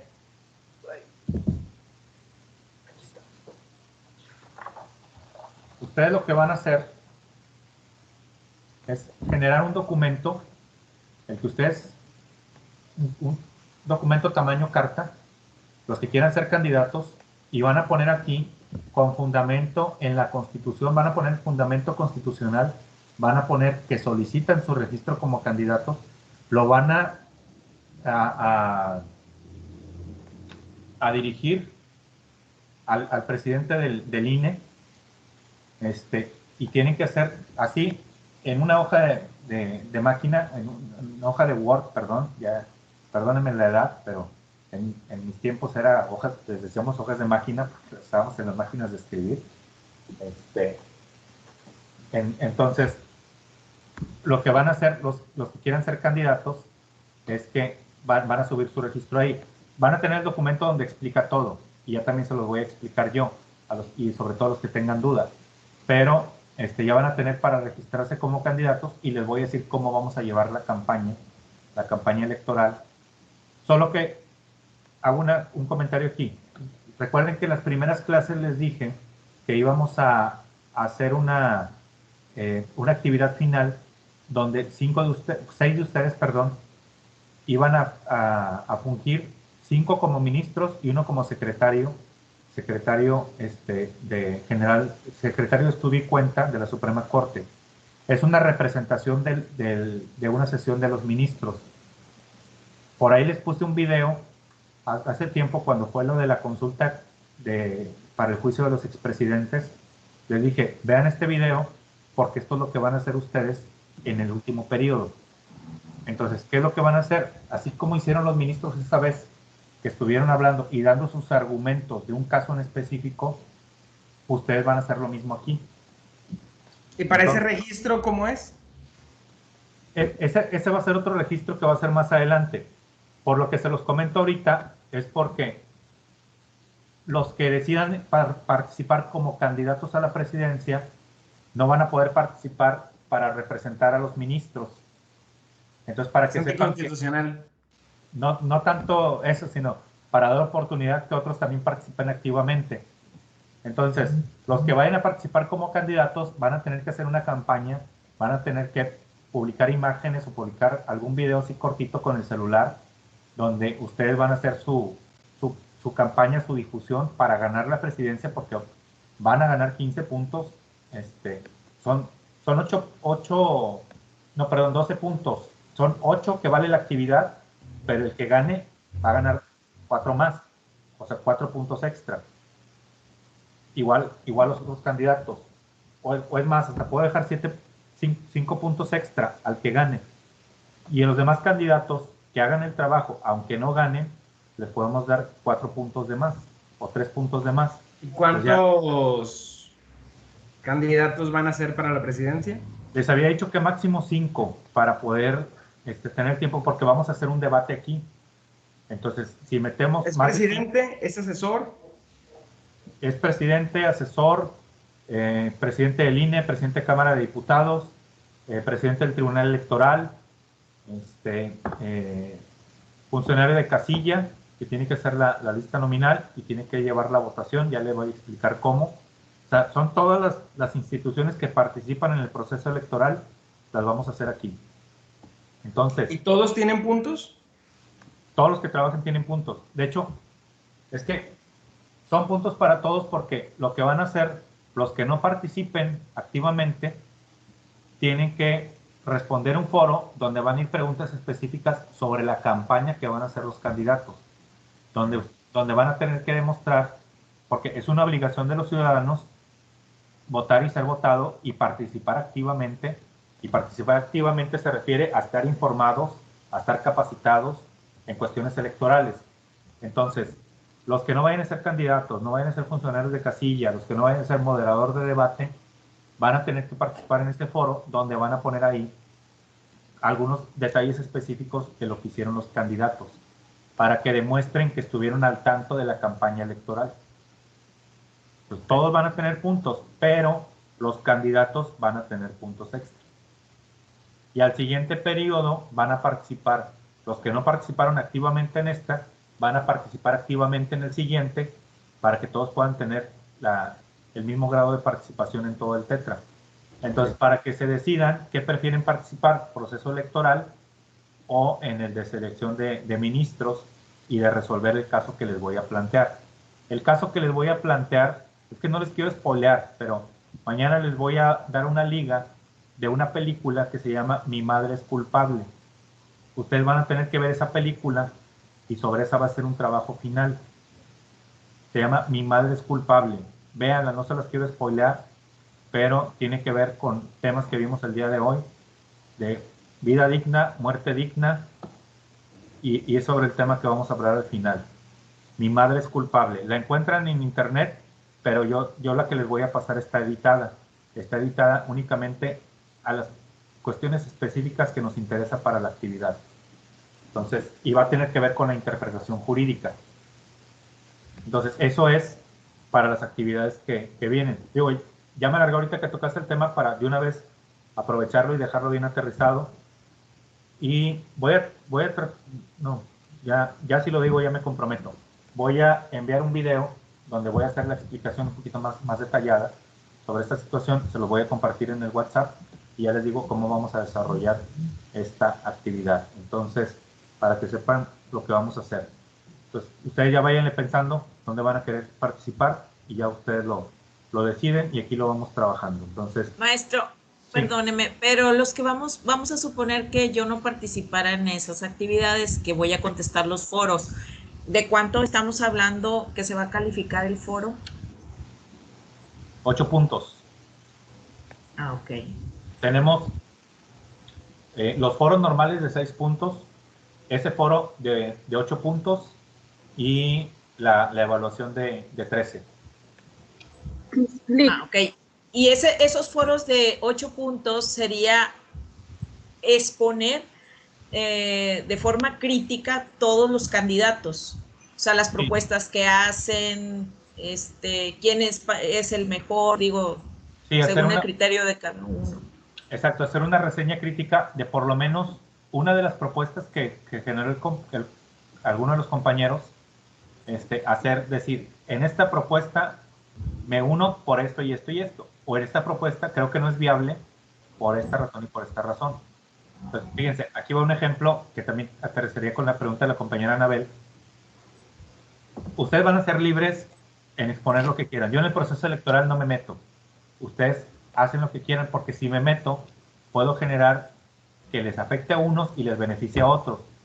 Entonces, pero sí les adelanto, vayan por cosas que sean aterrizables, no vayan a traer como campaña para querer ganar. Yo voy a traer el salario mínimo, aumentarlo a 500 pesos diarios, pues porque sabemos que es algo que no se puede aplicar. Andrés Manuel López Obrador intentó poner un salario fijo mensual en el 2006, cuando fue candidato, y decía 8,000 pesos es lo mínimo que pagan a una persona al mes. Pues imagínense una persona que tiene, por ejemplo, una tortillería y tiene 4 empleados en la tortillería a los que les pagaba poquito más de salario mínimo o les pagaba 1,000 pesos por semana. Estamos hablando, si son, vamos a decir, 4 empleados, estamos hablando de 16,000 pesos al mes que les pagaba. Pero si Andrés Manuel les hubiera puesto o impuesto 8,000 pesos a cada uno al mes, estamos hablando que se cuatriplicaría lo que les tiene que pagar el patrón.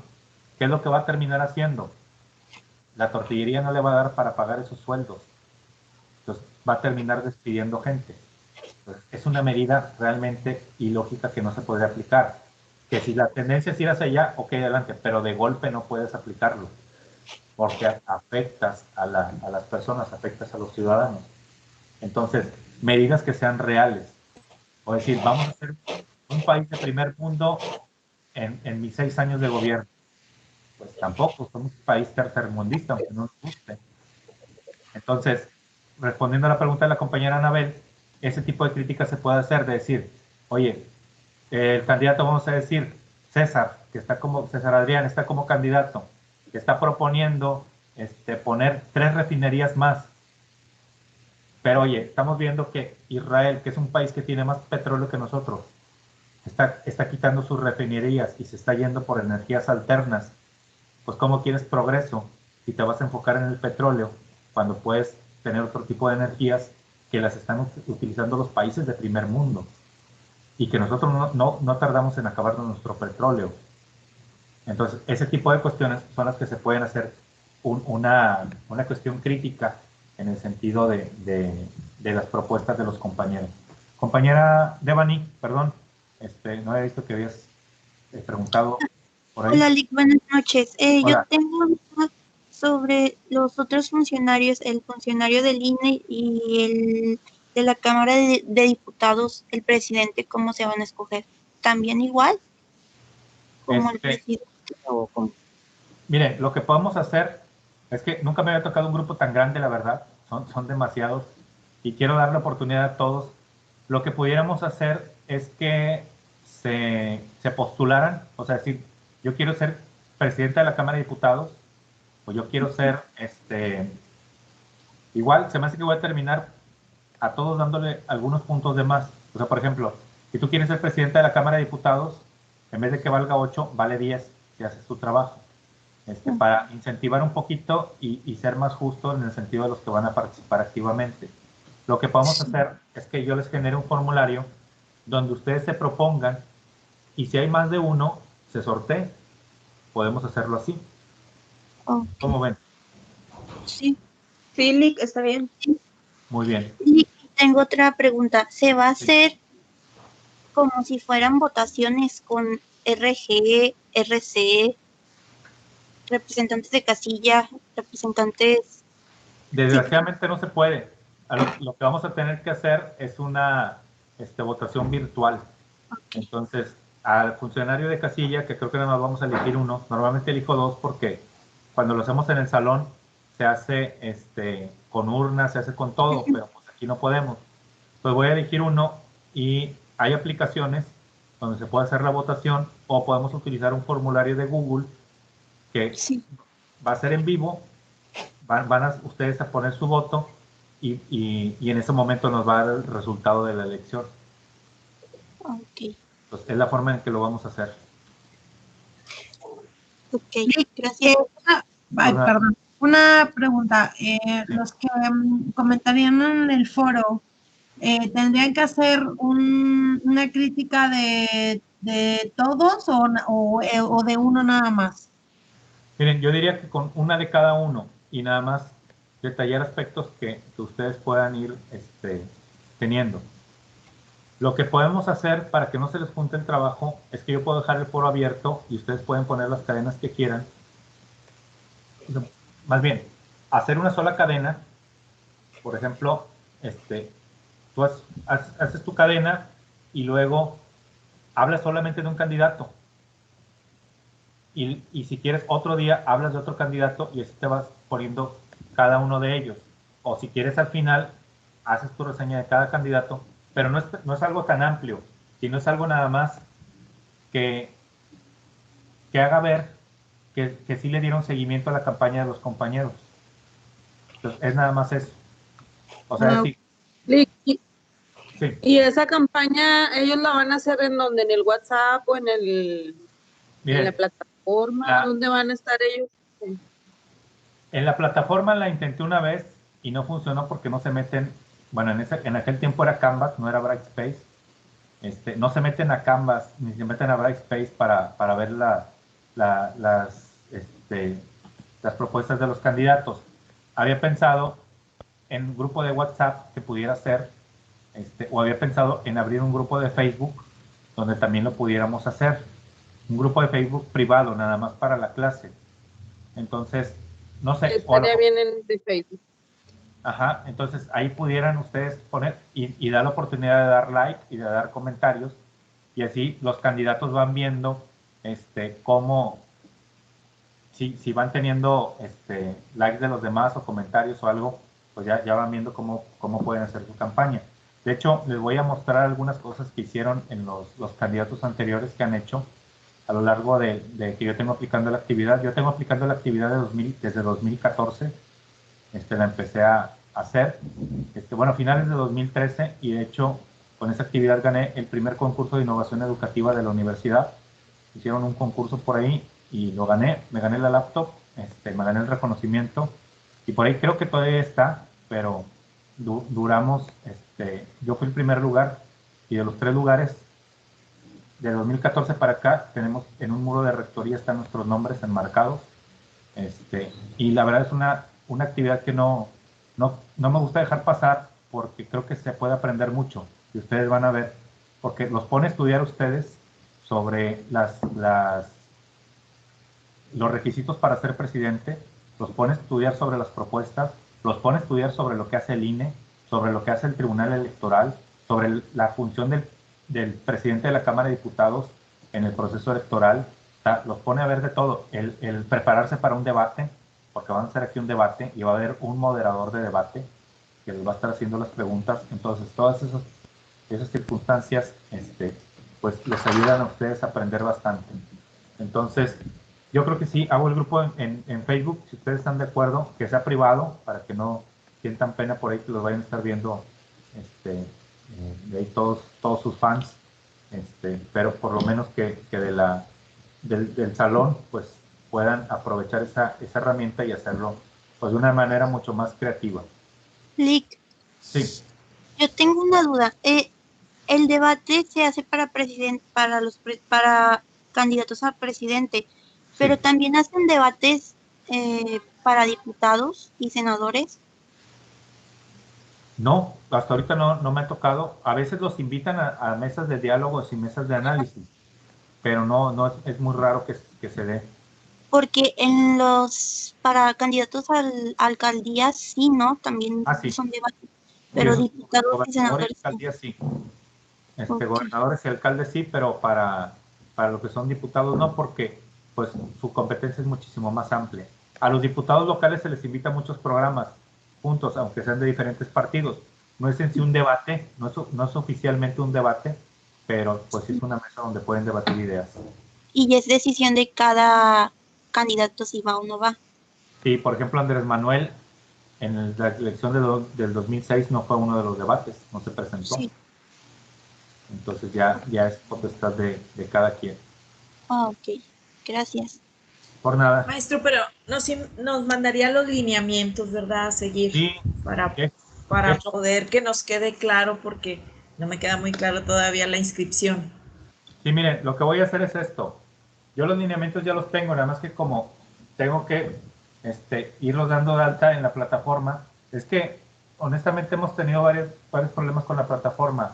Se cambió a Brightspace porque según era mejor. Tiene muchos elementos mejores, pero en la otra, en Canvas, yo podía traerme el curso del Tetra pasado, me lo traía todo, lo copiaba completito, lo implementaba y no tenía que andarlo cargando nuevamente.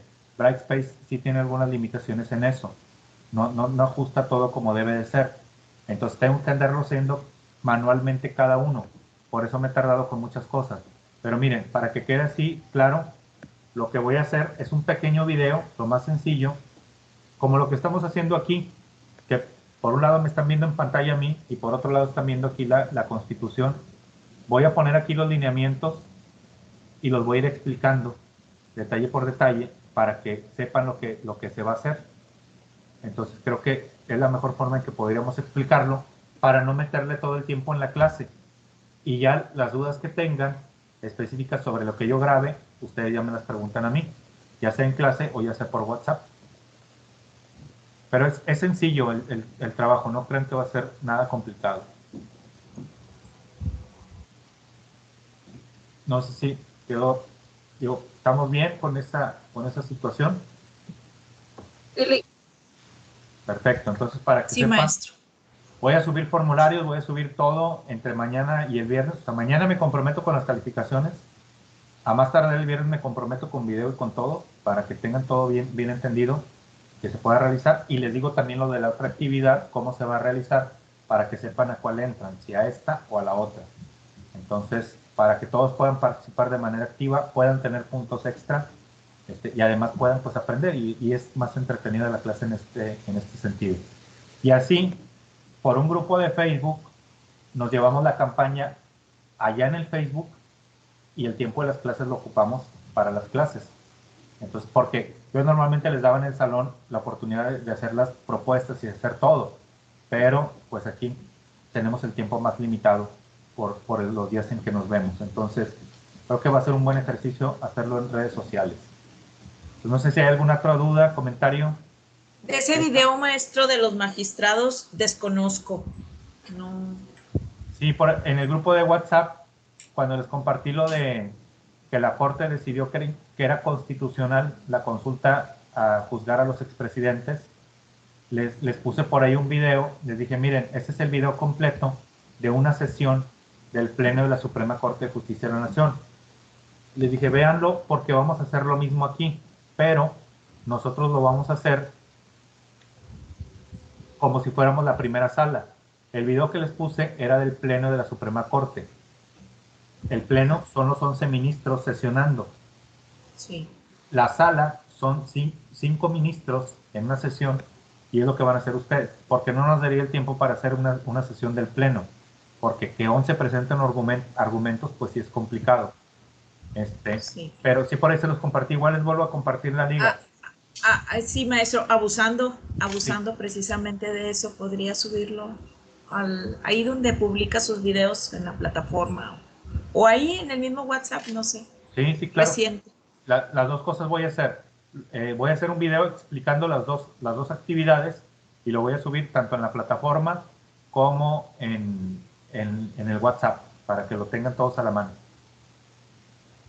Gracias, maestro. Y ya de ahí las dudas que surjan después de lo del video, ya las vamos viendo en lo particular o las vamos aterrizando aquí en clase. Pero pues así yo creo que va a poder ser la actividad realizarse bien y va a ser muy, muy entretenida para todos. Pues no sé si hay alguna otra duda, algún comentario. ¿Todo bien? Muy bien, entonces... Sí, todo bien. Ya no nos alcanza para abordar el otro tema, que era este tema de... Vamos a hablar de los mexicanos, ciudadanía, nacionalidad. Vamos a abordarlo la próxima semana. Entonces, para que vayamos sabiendo qué es lo que vamos a hacer, y ya les voy pasando toda la información. Déjenme ver para verlos aquí en pantalla. Listo, ahí dejo. Ya, creo que dejó de presentar. Muy bien, déjenme descargo la lista antes de que se me vayan.